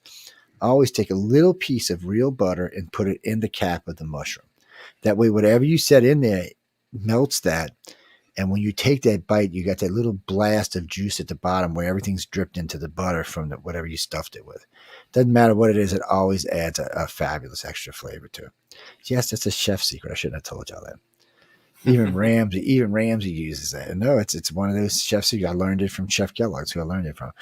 That's who I learned stuffed mushrooms from. Actually, mine are better than his. When I was young, I worked a lot of those restaurants and shit. Yeah, my family was they weren't super wealthy, but they were very comfortable, I'll say. So we ate at a lot of high-end restaurants. Yeah, and then if you work in a high-end restaurant, you can learn some tricks too. And then that's what I did. The Chart House, and just cooking the appetizers. Like I would have to cook too. And there's this thing called a bain-marie. It's a big circular, I think it's a 5-quart, basically an industrial quart cooker. And I had to make 2 of those big 5-quart bain-maries every night when I came in to start the oyster bar going. And at one point, I actually made their roux was a melted butter and flour. Well, I'm glad you said that. I got to run to the store tomorrow. And the actual roux is the animal stock, the protein stock, flour, and butter. And flour and so butter. One day I kept some of the oyster juice, and I made a proper roux. And I asked the manager to come down and taste the 2 bain-maries. One had the correct roux, one had the Chart House roux. And I said, which one of these tastes better? They taste funny to me. And he picked mine. And he said, why does this one taste better? I said, because I made this with the correct roux. Can I start doing this from now on? He said, no. I said, why not? He said, because it's company policy. And I said, well, the company's an idiot. So he's like, this is okay today, but don't do it again. I'm like, all right, whatever, but it tastes better. You agreed. Bye. Man, that's the mentality is that the one that is better is not the right way. The company doesn't like yeah, it. that's just how they are. Well, no, so yeah, no, like I said, my family's really comfortable. So I know we were at one of the restaurants one night called Drought, and I was looking for a job. My dad said, "Well, why don't you give him a job in the back? Doing something, washing dishes or do busting or something." And they didn't want me in the back washing dishes for some reason, so they put me out busting tables, which was really nice because the busboys got 12% of the tips, man. And these girls made some serious, or these guys made some serious tips. And so I did that for a while, and then it was kind of nice because I'd be working the back, and the chefs would cook us all kind of food. That's where I learned how to eat escargot, and it's where I learned about squid and octopus and stuff. And calamari is good. The method for eating escargot properly is you take one of those little tiny, only 3-pronged forks. You scoop the whole snail out of his shell, and you go 1, 2, 3. So Yummy. that's how I don't eat them that way. So this is true story. Nasty. So one day the chef's cooking stuff, and he's got this thing sitting on the heating table, right? And it's just a little round bowl, and it's got 8 little circles in it, and you can smell the butter and garlic, and there's little chunks of meat in it. So I was like, man, that smells really good. He said, you want to try it? And I'm like, well, chef, I don't, He said, no, I'll make another one. Go ahead. So I took it over. I ate all 8 of them. They were delicious, man. So, really? So the sous chef, Johan, comes out and he goes, Jody, you know what you ate? I said, I don't know, man, but I want some more. They were delicious. He said, are you sure? I'm like, yeah. He said, you ate snails. And I'm like, what? I wanted to puke all over. I was like, but then I couldn't get past how good they were. So next day I'm in there, and the chef said, I made some for me. You want some? I was like, snail. And I started eating. I'm like, son of a bitch, they were just good. So a couple weeks goes by, he's back there frying calamari. And he said, I want to show you the difference on how to make it non-rubbery. And I didn't know what the hell he was cooking. So he comes and he said, here, he goes, you always like trying new stuff. I want you to try this. I'm like, just forget, I'm munching this down. He said, you're eating squid. I'm like, stop feeding me shit. But if he didn't tell you, you would have thought it was catfish. It was delicious. Actually, it was better than cat. I know, it was delicious. If it's cooked right, calamari tastes like catfish. I got to be honest with you. The only place I can get good calamari is at a Greek restaurant. I've never had it anywhere else that it was good. Yeah. Bobby Lee, I have eaten frog legs more than once too. Yeah, I have too. Frog legs are good. I'll tell you a cool, funny story. Actually, there's 2 of them. One is it's from a movie. Chevy Chase is eating Rocky Mountain oysters. Joe knows what those are. Y'all don't know what those are. And he's loving them. He's like, oh, these are so good, And then the record, there's like a thing, like a chalkboard with like the current record of 28, and he's at like 26. He's like, oh, these are so good. What are they? Like, oh no, why don't you finish the record? Break the record first, then we'll tell you. He's like, no, these are so good. He grabs number 27. He's like, what are they? And he dips it in the sauce. He's like, and they're ram's testicles. He's like, immediately. It's one of the funniest scenes in the movie. I don't remember what movie it is, but it's so very funny. But that happened to me in real life. My friend and I were best friends with in the 70s, 75, 6, 7, 8, 9. In that time, there was the boat people, refugees, citizens of Vietnam who were dislocated and had to go somewhere. So they came all over. They went all over the world, but most of them came to America. And one of our best friends is one of those boat people. He came across on one of these rickety boats and spent months in Hawaii learning English. And we started hanging out with him. He took us to his sister's wedding, and then we were invited to his wedding, which were both based over a traditional Chinese 7-course meal. And one of the courses is, it looks like a salad. If it were an Italian dish, it would be called antipasto. But what it really actually is it's boiled jellyfish tentacles. And it's really, really good. Sounds gross, but it's really, really good. When I first tried it, I didn't ask what it was. I just started eating it, and I was like, this tastes like spicy alfalfa sprouts. Like they put alfalfa sprouts in like a jalapeno sauce. Yeah. And I asked my friend, what is this? And he said, it's jellyfish tentacles. I'm like, you're kidding. He's like, no, it really is. They take the whole jellyfish alive, and they boil it in water or several of them, however many for like to feed the family. Boil the thing alive. They cut the tentacles off, and then they cut them into, I don't know, alfalfa bean sprout length things, and then they put them in with some vegetables and like I don't know, some kind of salad dressing, I guess. And you eat it with chopsticks. It tastes like spicy alfalfa sprouts. Can't describe it any other way. But my friends are eating this at the second, wedding reception. My best friend and his wife, they're like, "Oh, this is so good. What is it?" I'm like, "Let me tell you after you finish. You really like it? Yeah. Let me tell you when you're done. No, tell us now. It's so good. It's jellyfish." Blah. They both pushed it away. I'm like, "See, I told you. Until you know what it is, you don't hate it. Once you know once you know what the animal is, you're like, oh, you're either totally grossed out or impelled by it. It's one or the other." Carolyn, if you've heard some of the stuff I eat, if you eat, you'd puke. Trust me. No, you mean snake? I've eaten 3 different types of snake. Well, snails aren't that gross. Tell them how you finished off the crawdad. Yeah, crawdads are always good, man. But tell them how you finish it off. Crawdads are yummy. If you eat the tail part, I don't want to eat. Yeah, well, it's called pinching tail and sucking head. That's what it's called. That's really is. He's not lying. It's called pinching tail and sucking head. That's what they call it. And you pinch the tail, and you grab it with your teeth, and you pull the meat out, and then you grab the head, and you squish the sides, and suck it, and then swallow everything. You're sucking out all of the brains and the fat, you name it. Yeah.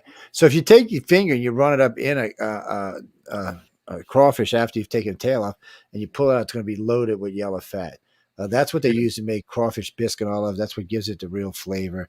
There's a lot of protein. It's actually really good for you, but if you did not grow up with this stuff, you've seen blue crab. When you open up a blue crab, it's got that yellow mustard in there. You know what that is? Yeah. Well, it's crab shit. So we were talking the other day about blue crabs and the didman. You can't eat the didman in a blue crab, right? But yet when they're soft shell, you can. So what's the difference? Because they're molting. Everything else is, it's in a different state. And then they deep fry them. First of all, they mash them, they flatten them out, so anything inside is squished into liquid, and then they dip them in, flour, egg wash, and batter, and deep fry them for, 3 or 4 minutes.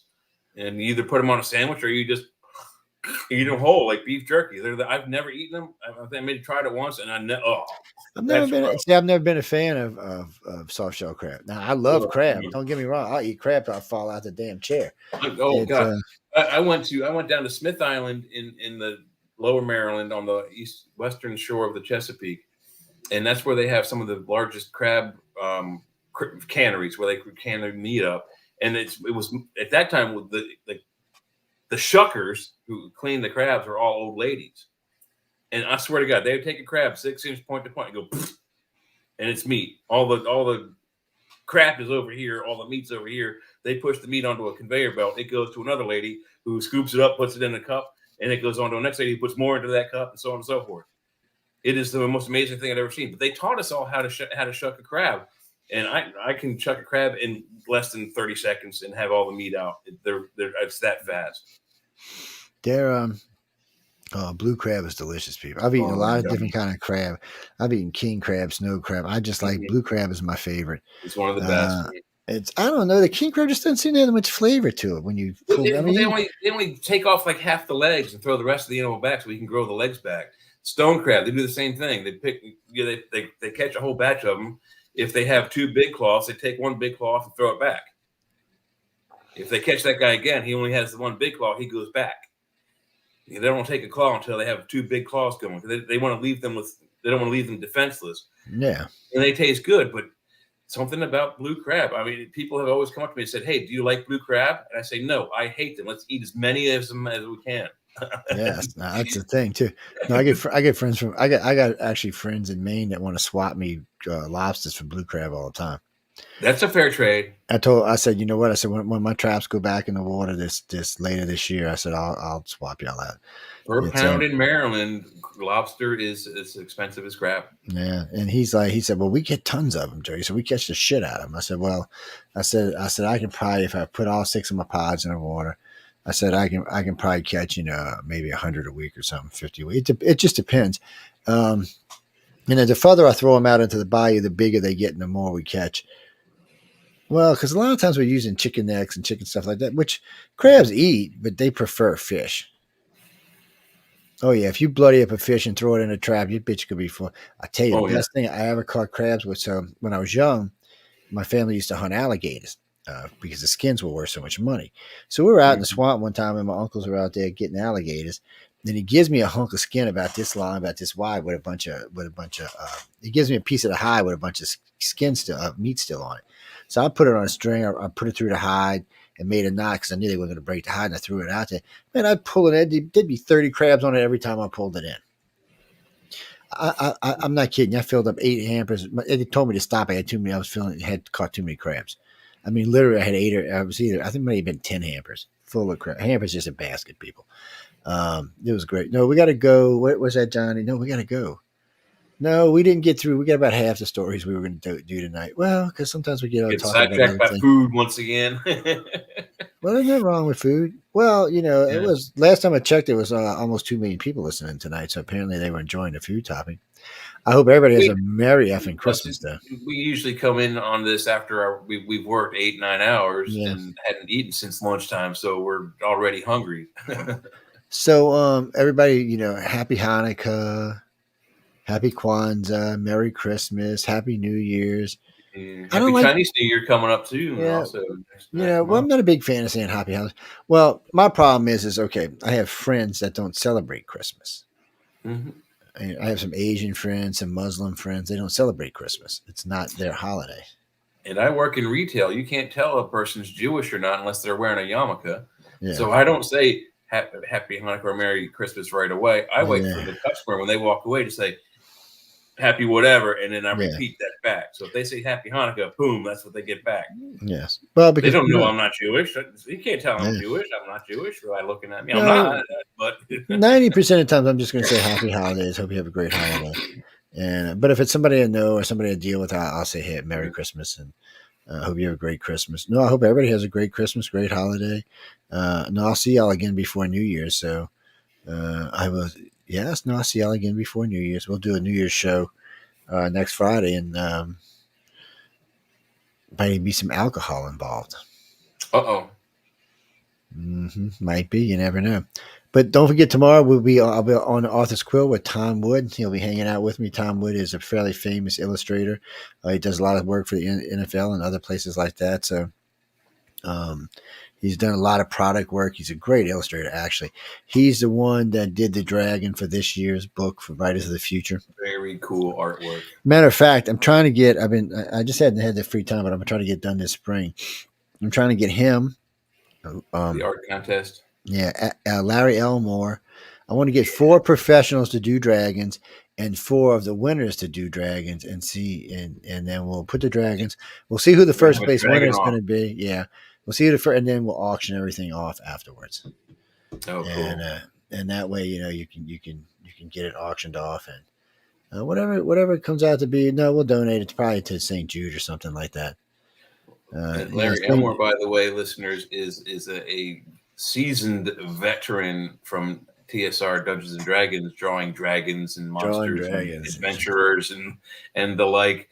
So it's good. It would be a tough battle. Yes, he is the Dungeons and Dragons guy. That's who he is. I mean, when we had him on the show, I don't know, a month or 2 ago, I was shocked when he said his name. I was like, man, that sounds so familiar. And I looked him up. I was like, oh my God, I know this guy's work. I know this guy's one of my idols. He's we know a lot of we know a lot of the illustrators. Echo Chernick, she's really, really good. She's one of the judges there as well. She's actually a friend too. We have a lot of fun chatting and getting in trouble. She's just a bad influence on me. That's all. And no, she's bad influence on me. That whole group up there is a bad influence on you. Yeah. So I think it's the other way around. I am the innocent one in this bunch. Yes, I'm telling you. I didn't start nothing. What happened he started. I'm just there for work.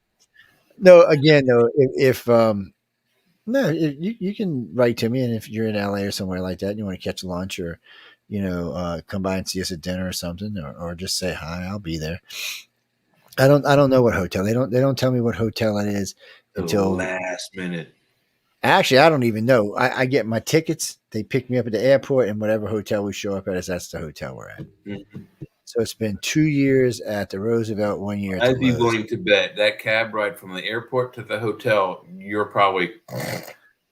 No, because they always pick get me up. it. They always pick us up in groups because there's usually 4 or 5 of us coming. Yeah, you're not by yourself. Yeah, so it's like, and then everybody. If you didn't want to take a nap, just someone's squawking in your ear anyway. And sometimes it's the judges. So the judges and I'll talk because I know all the judges now. But That's cool. a lot of times it's the winner, and they're looking at me like, "Who the hell is this guy?"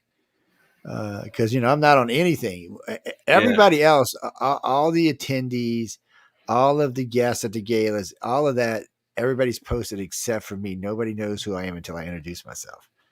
It's a strange way they got it, and I actually kind of like it that way because it gives me kind of anonymity when I'm running around. They'll usually find out the first day. I'll usually go into one of Echo's classes and say, "Echo, can I have the floor for 5 minutes?" And she'll say, "Yeah." I say, "Hey, this is who I am. This is what I'm here for. I'm friendly press. Take advantage of it." And then I'll do the same thing in one of the writers' classes. I'll walk in and say, "Hi, this is who I am. This is what I'm here for. This is what you need to take advantage of." Last year we only had about eight in-house, and the rest were done online. I prefer now. The few years before that, I've done. The first year I did 47 interviews. The second year I did, because there was less people, I did 18. But my goal is to really get everybody done. Yes, I guess I could go. No, we can't do it that way. We'll see what happens this year. I've already got Carmen booking winners ahead of time, so I might get 8 or 10 of them done before the contest, and then I'll only have 8 or 10 to do when I get to the contest. Well, I like to have some free time because I enjoy talking with the judges. I'm putting together. So what I've been doing is I've been making a lot of notes from personal conversations I've been having with all these different judges. Sooner or later, I'm going to sit down and just put it all together and put it on the web. I'll send it over to my friend Emily Goodwin and let her review it first and maybe send it to her if she wants to. Well, it's like, now I can't remember if it's Kevin J. Anderson or one of them's really good friends with the lead singer of Rush. And last time we were there, because the guy was going through cancer and all kind of other stuff, and he was telling us all about it and how everything was going, and how he didn't want it, the guy didn't want him to see him again anymore because he wanted them to remember him a certain way. And and that's a pretty personal conversation for me to go writing about. So after I heard it all, because he knew I was there and he knows what I do, he knows I'm press. All the judges know who I am. They know I'm press. They also know I'm actually honorable and don't do shit without asking. Yeah, I remember the guy from Dune. I was talking to him year before last. He goes, "And how much of this are you going to go tell people?" I said, "I'm not going to tell anybody anything." I said, "Until y'all are ready for it to be released, I'm not saying anything." I said, "Now I get an email from somebody." I said, "Next time I'm on the radio or TV, I'll say something." I said, I'm friendly press. I'm not hostile press." He's like, "Oh, well, that's different." I'm like, "Yeah, of course it is, because I'm friendly press." But we got to go, guys. Last question. What is it? I know we're going to be cooking a lot of stuff. Kids are making hams and jambalayas and other foods, and they're going to be pies, and we're going to have grilled oysters. And jambalaya, people, if you don't know, is a sort of a low country boil, but a little more highbrow. It's shrimp, andouille sausage, vegetables, very, very spicy, and on top of rice. On top of rice, usually a wild rice. I've had it on top of spaghetti, which is also yum. Yes, there's a couple things you can put it on. Well, over the years down here, we've learned you can substitute noodles for rice or rice for noodles. It just depends. They do it with chili. Why not with? And you can do it. You can do a scampi and put it on rice if you want to. You don't have to put it on noodles. Yeah. The reason they use noodles is because they'll take like an angel hair and they'll grab it and they'll dredge it through the scampi sauce and then put it on there and then put the scampi on top of that, and it gives it a much more intense flavor. It's kind of hard to dredge rice, so you just have to put the rice down and pour it on there. And rice soaks up liquid so quickly. Yes. it isn't saucy anymore. So. And when you make scampi, you don't get a lot. Everybody thinks, oh no, you're using real butter. Butter and garlic, and Yeah, a few, butter and garlic, and there's butter and herbs. garlic, and the other secret ingredient is white wine. So you use the white wine is to give you more liquid, because the alcohol cooks out of the wine in like 30 seconds. Yeah, but it's also been used to do it as a flambe at the last second as well. So, but what you want to do is you want to make sure you get a white wine that has very little flavor to it. You don't want it overpowering your dish, and you only want to put enough in that it's not. You can taste it, because you want to make sure whatever seasons you're using and whatever butters you're using, that's the creaminess you want to come through. Yes, I know we've made half the freaking country hungry now. Yeah. But look, I know all y'all are cooking and getting ready for the holidays, so I know y'all got food laying around. Seasoned people, eat up. No, we got to go. We're way over. We have done run into Dave Scott's time from Spaced Out Radio, who's over there. God knows what he's talking about. We don't want him to get spaced out on us. So yeah. Do not make me. Oh, I was supposed to give away one of these tonight, and I forgot. I have to guess. I'll have to give 2 away. Friday. I'll have to give away 2 tomorrow, actually. And then 2 next Friday. You don't know what this is? Luke, I am not your father, you dumbass. They lied to you. Sorry. And anyway, and that's Bob back there, because I know a couple people asked me who that was behind me. That is Bob. Yep, that is Bob the Gray. No, he's still alive. He just takes that form for some reason to aggravate people. Oh, no, there's a trick with Bob. Now, I gave away a book last week, and I'll do it this week too. I'll give you one. As a matter of fact, you know what? I will give a whole set of these away if someone can tell me what's the secret with Bob. Yes, there's something you can see him. You're going to have a good TV to see it, though. But if you can tell me what the secret is with Bob, I will give you. They're still in the boxes. They haven't even taken out the box yet. I will give you a complete set of the Writers of the Futures. Yes, 158 stories, hundreds of color illustrations. Regular price on it's $180, but now I'll give it to you. Is it hardcover or are they soft covers? No, these are soft covers. These are soft bound, but they got great art. Like on the container, when you look at it, it has great artwork all the way around and stuff. Don't the books don't the books on the spines make a solid image together? Yeah, no, not those, because they've got them labeled out. But there is a flip cover on it as well that makes like a backdrop.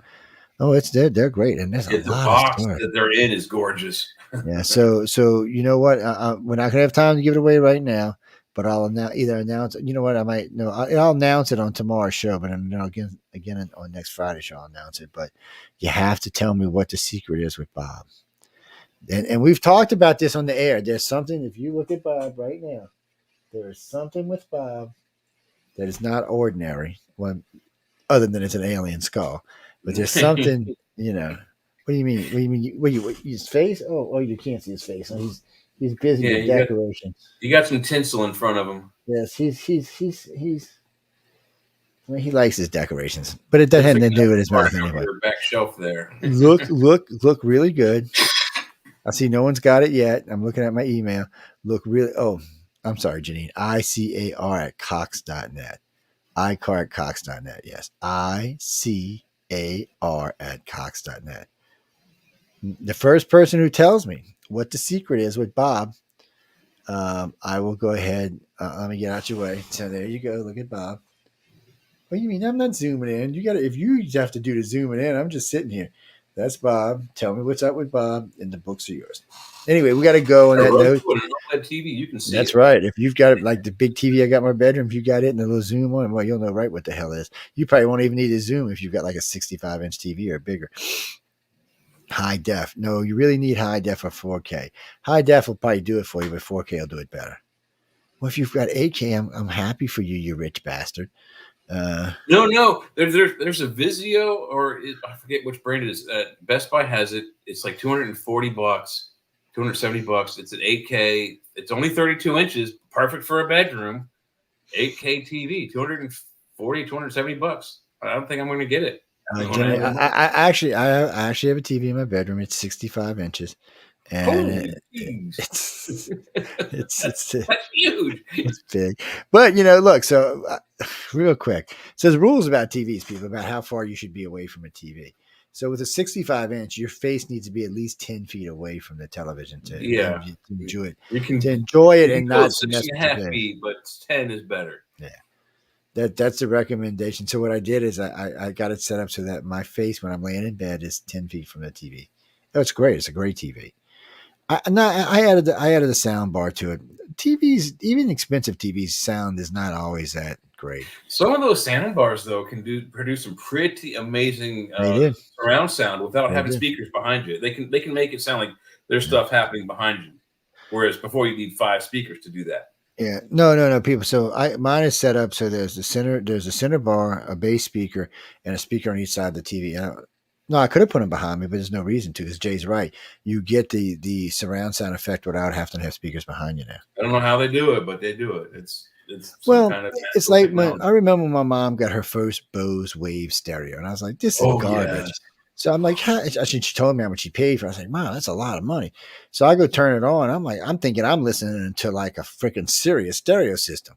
This thing is like having a rack system. I know this is like a rack system. Speaker. It's blasting through the whole house. I'm like, son of a bitch, and it's a little speaker. It's like this big. I'm like, Bose got. People were commenting that it was as revolutionary as the Hammond organ when it came out with this spinning speaker, which made different warbly sounds. It brought it brought keyboards into the synthesizer age where they could start imitating other sounds. Oh no, it was a great. Well, Bose has excellent sound all the way around, whether it's car sound, stereo Bose and sound. JBL have always been the top speakers you can ever get. The only other stereo system I've put in a car that I liked as much as Bose was an Alpine system. It's a European brand. Oh, you never tried a Blaupunkt from Germany? Yeah. Oh, actually, I have used Blaupunkt and I did like them. I forgot about them. Those are nice. Actually, I forgot all about them. Those are nice. German engineering does not suck in the radio. They were the first ones to have cell phone use during war. We had it too during World War II, but not as good as theirs. You mean the current system I have? The studio system is 1600 watts, is what it is. Yes, each speaker is 400 watts. There's 4 speakers in here, and each one can take 400 watts. I actually lifted one of them just recently, a Richfield speaker. It's a really expensive speaker. It's how's your back? I know. It's these, and you know what's funny about these? These are mid-range speakers. These aren't large speakers. These are shelf speakers, is what they call them, and they will blow you out of my flipping house, man. They will thump you out. You think makes my whole floor rattle and shit. It's amazing the sound you get out of those speakers. Do you know how you tell if your speakers are good or not? You take off. Sometimes you have to take off the front grill. Sometimes the hole is in the back, but there's a hole to let air out because the speakers actually move in and out. Yeah. So what you do is I used to take a recording of the 1812 Overture, and I would hold a candle 1 foot away from the exhaust hole for the speaker and wait for the cannons. The cannons on this recording were digital, and there's a warning on the label to be careful not to turn it up too high on your stereo or you'll burn out your stereo or blow out your speaker. That's how good the recording was. So, but 1 foot away, I turn on the speaker at the conversation volume, and when the first cannon goes off, there's enough jet air out of that speaker to blow out the candle. That's a sign of a good speaker. Yeah, it's a good sign. Good thumping speaker. You don't have a good speaker. Yes. Well, Mark, there's a lot of good companies make a lot of good speakers, and it's like, I'll tell you one little secret, and then we got to go. So when you're buying, and it doesn't matter what system you're buying, what company you're buying, when you buy the rack or whatever it is, and you see the little feet, you're going to notice something about the feet. They have different color rings around the feet that actually mean something, in case y'all didn't know that. There's bronze, there's silver, and there's gold, and it means exactly what it means. The higher the color, the better the system. Good, better, yes. Yes. That's a friend of mine who worked in the system one time in the business told me, it's like, what? He said, yeah, just pay attention to the feet and you'll already know what you're getting into. I'm like, what? He said, yeah. He said, cheap, mid-grade, and knock you off your feet. I was like, well, son of a bitch. The things you learn just hanging out, huh? But we got to go. I want to thank everyone for tuning in to United Public Radio. News on the flip side. And as you can see, we had Jay with us tonight. We had Jack with us tonight. We had myself. I'm sorry. We had Sean Kelly. Sean Kelly with us. Sean actually hosts Into the Night. He hosts on Tuesdays. He does an hour on Tuesday and an hour on Sunday now. He comes out right after. He's chasing that good. He possum. can compete with the NFL. Yes, I know he's brave. He's got it like that. Kahuna's like that. Jay is actually a host with Jeffrey on the Magpie show. No, I'm sorry, Church of Mavis. The Magpie show. See, that's right there. Come on, Church of The, Mavis. the church, yes, the Church of Mavis. Yes, and you can catch them on Roku because they're over there as well. And then he comes and guest hosts with me from time to time. Anytime he's off, he's got the time. No, he's a great host. We don't even consider him a guest host anymore because he just comes when he's got the time. Well, Sean does too. Well, but we are, before I go, we are looking for one female host. Yes, we're looking for one. Yes, we're always looking for hosts, but we're looking for this particular show. We're looking for one female or two. It doesn't matter, but we prefer your political views to be in the center. You can be an independent. You can be a central. Yes, I'm talking about food and movie and geeking out on stuff. And well, a friend of mine wrote in and asked me if we would talk about Versace tonight, shoes and clothes and shit. I'm like, no. Sure. I'm up for it. I went to an art school. I'm okay with that. I'm man enough to it. I don't care. I'm not too sexy for my show. I mean, look, I'm wearing a black t-shirt. I don't know fashion at all. But anyway, guys, I want to thank everyone for tuning into United Public Radio. News on the flip side. I hope everyone has a great evening, great morning, great afternoon. Have a fabulous holiday. Show some love, show some patience. Get out there and just enjoy yourself. We got nothing but holiday for another 7 days now. Got a 3-day weekend, Saturday, Sunday, Monday. I got that coming up. I'm excited. My first 3-day weekend in forever. When you're in retail, it's unheard of, unless you're specifically requested. I'm off till January 3rd, and then I go back to work. I may have to go in one day this week, but more than likely not. But we got to go again. I want to thank everyone for tuning in to United Public Radio, News on the Flip Side. And remember, I will be here tomorrow with the Author's Quill with Tom Wood, so be sure to come by and check us out around 3 to 5 Central Time. When I come back, I'll be on UFO Undercover on Wednesday. I was asked to do a special Science and Beyond, but both Mondays is a holiday, so I'm not going to do it. We got Christmas and we got New Year, so it'll have to be maybe the first Monday of January. And I know a lot of people want to geek out and catch up on Elon Musk stuff and stuff like that. But anyway, we got to go. Thanks again for hanging out. I got to go do some cooking first. I got to go find something to eat. Then I got to do some cooking and do some more cooking and eat some more food. Wait till I make all this freaking fantasy fudge, man. Holy crap. On that note, y'all have a good y'all have a good holiday wherever you are on our planet. And if you're not celebrating our holiday, I hope you're celebrating another holiday. On that note, good night and stay tuned for Space Out Radio. Wait. Whoa. What? Oh, wait, here, I'll play this. I forgot I said I was going to play this for y'all. Hold on. Oh.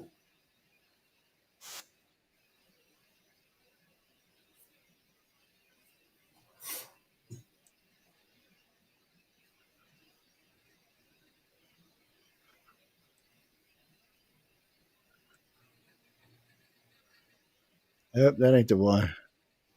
I heard something in the background there. I think it gave me the wrong one. I know it didn't. All right, here we go, guys. I think it gave me the right one there. Let me pop it up for y'all.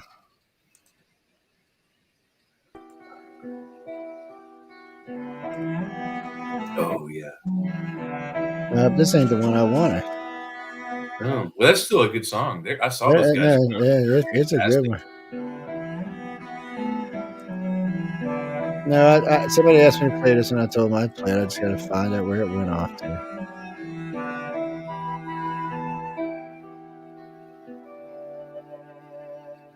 Oh, where the hell did it go? Oh, there it is. All right. Yeah, this is. I don't know, kids can sing it out, buddy. That's some hard lyrics, and it's an adagio, which means pretty fast. It is. That's it. Oh, you know what, Jack? If you can tell me what was missing, well, I tell you, anybody. The first, the 15th person that tells me what was missing from this choir, I will give you. I will give you a lightsaber like this one. Mm-hmm. But you got to tell me what was missing from the choir. I could tell you the answer right now. But that would be cheating.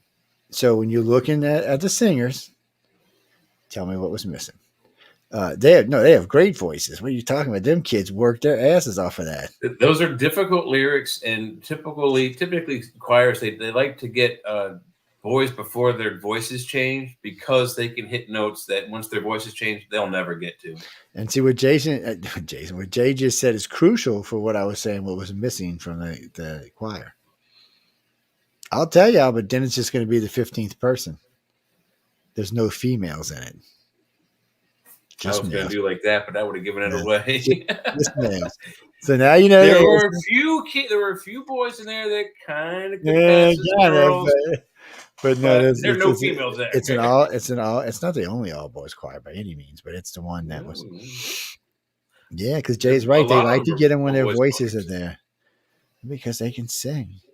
No, I don't think that's the only reason, Joe. We're not going to go with that. That's a whole nother show there. That's a whole other show. We're already at the end of this one. Well, Jack, I can't tell you if men sing better, but they definitely cook better. Yes, all the great chefs in the world are men. No, all the great chefs in the world are men. I'm sorry. No, there's a lot of good women cooks, but no, all the great chefs are men. Look, I'm actually thinking about writing a cookbook. I got all of my mother's old recipes. I've got 3 recipes of my own that I'm already working on. I'm tweaking my third one right now, shepherd's pie. And after this time, if I cook it, if it's right, I'm gonna write it down and I'm gonna publish. I'd like to. It'd be fun. I kind of was thinking of trying to incorporate UFO stuff in, Area 51 chili and Roswell soup. But I don't think I'm going to do that. I'm just going to homegrown recipes from my mom. Raimi, no, it doesn't matter what sex you're. Men and women are different, and we have our good things and our bad things. Mm-hmm. Yes, and sometimes we have to remember that we're different. Society wants us to think we're the same, but no, we're definitely different. This may sound sexist, but it's a fact. I'm not trying to be mean to any of the female people out there, but traditionally, especially if you look back in the 50s and 60s. Women were much better organizers, homekeepers, and cleaners. They also had to cook because dad was working a lot. But where I grew up, my mom stayed home all day. She kept that. If you dropped a speck of sand in my mother's house, she knew where it was, and she would yell at you. She kept an immaculate home, and that's just how I was raised up. In a place where the mom did all the cleaning, dad did all the working. Actually, Janine, you're wrong. Women actually make better pilots than men. Yeah, because they're better first-time shooters than men with handguns, especially. The G forces don't affect them as bad, and their center of gravity is up higher in their body than our center of gravity is outside of our bodies. And their hand-eye coordination is actually a little better than men's. Mm-hmm. The problem is men make better killers than women. Yeah, that's why they're the pilots. No, because a woman might, and so the reason you don't see as many combat pilots is because women may hesitate, and you're actually trained for that. So when you're going through training, if you hesitate, you probably will not get a combat job. Mm-hmm. If you won't do it, that's going to change. Video game style training, you won't do it in real life. That's going to change, but do we really want all of our women in our country to be killers? Is that what we're after? It's bad enough half our men are killers. Do we really want to take our women and do the same thing? Well, but you also require certain male hormones to get those aggressive genes and muscles working, and women just don't have. Excuse me, they don't have the same hormones as we do. So thank God for that. Yeah, they can't physically get. I mean, yeah, they can get angry just as we can, but they can't get. I don't think they can get the adrenaline rush the same as we do to fight. Rainy, so you know this. I saw what you said. Men have already effed up the planet, but you know what? Y'all had control first. Oh yes, women were in control first of the planet, and you did such a piss poor job. We had to kill half of y'all and take it back over. And that's why Jesus is. Yeah, Jesus was trying to bring back the matriarchal societies. They didn't care whether he was starting a new religion. So young ladies, when you're going to try to correct me, be sure you do your homework first. Oh yes, matter of fact, lineages was donned by the woman's name, not the men's. Yes, that's how they kept track of whose family was. That's just the way it was done back then. Here's another gender bender for you too. Men wore dresses first, men wore earrings, or not in just one ear, both. And it wasn't because of vanity or look how pretty I am. It was a designation of station. The bigger the bauble, the more powerful or more higher up you were in the governmental structure. And then the 40s, 50s came and screwed all of that up. 30s, 40s, and 50s came and screwed all up. But we got to go. That's a whole other show in itself. Any moans, groans, gripes, complaints, or bitches, please write to Michelle DeRoche. Yes, that's right. Tell her Jay, Sean, and Joe said to please write to Michelle DeRoche. We will not. We'll take a number and we'll never call it. You want to get in touch with her? Michelle is the station manager. Yeah, she's the boss. So if you got a complaint, that's who you write to. Yeah, you're right to. What happened to what show? Oh, I'm not at liberty to say what happened to that show. All I can say is they're no longer with the network. Yes, I'm sorry. I'm not at liberty to say why they're no longer with the network. You'd have to take that up with the station manager. Even though it was at my behest they're no longer with the network, you'd still have to take it up with the station manager. Or with the host. From what I hear, she's getting a new show, or a new network. So hosts come and go, and for different reasons. The network always holds the rights to hire or fire anybody we want to for any reasons. Because talent is just that, talent. Sometimes talent lasts a long time. Sometimes it wears out. Sometimes hosts get crazy. Sometimes, it's just a lot that goes on. So, no, usually if somebody gets canned, there's a reason for it. Yes. Or they're better looking than Joe. Yes. Yeah. If you're better looking at me, you got to go. Yes. If you interfere with my sexiness, you've got to go. I'm just saying. It's just, it's the alpha male in you. That's all. You mean that's how come there's more females than males on this network? There's a few males. No, we actually, okay, it goes back and forth. Right now we are female heavy, but sometimes we're male heavy. It just depends. And sometimes there's different type of male hosts on the network. Sometimes we got some manly men on the network. Sometimes we got some girly boys. Currently, I don't think there's no girly boys. Been on the station 14 years. I've been here 8. Yeah, I don't think there's any girly boys on the network currently. No, there's been in the past. Let me see. There's Horsefly, no. Just Jay and Jeff, no. There's myself, no. I'm missing somebody. Sean. Sean, no, he's not.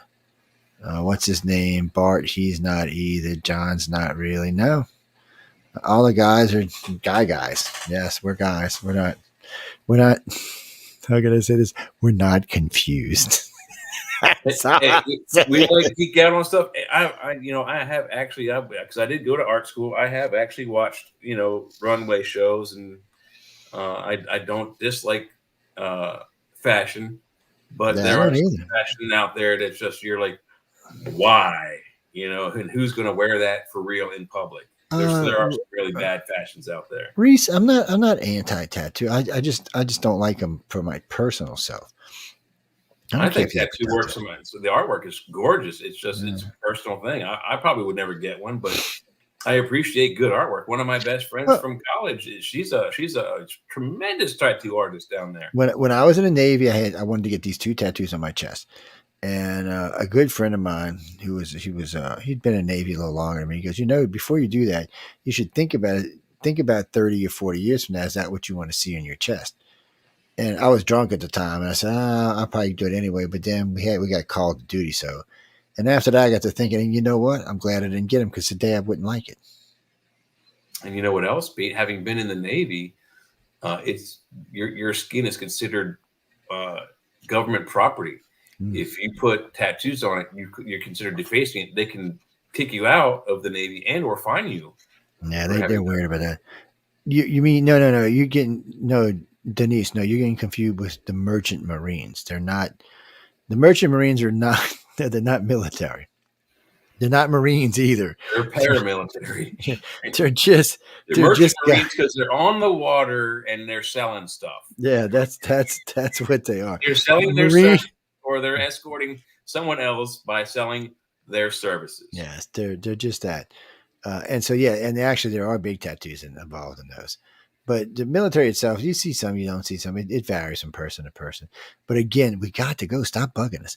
On that note, guys and girls, we got to get out of here. Again, thanks for hanging out and talking to Jay and I and Sean. Remember, you're listening to United Public Radio. This is News on the Flip Side. And until next week, enjoy the Christmas holiday. Have some fun. Give someone a hug.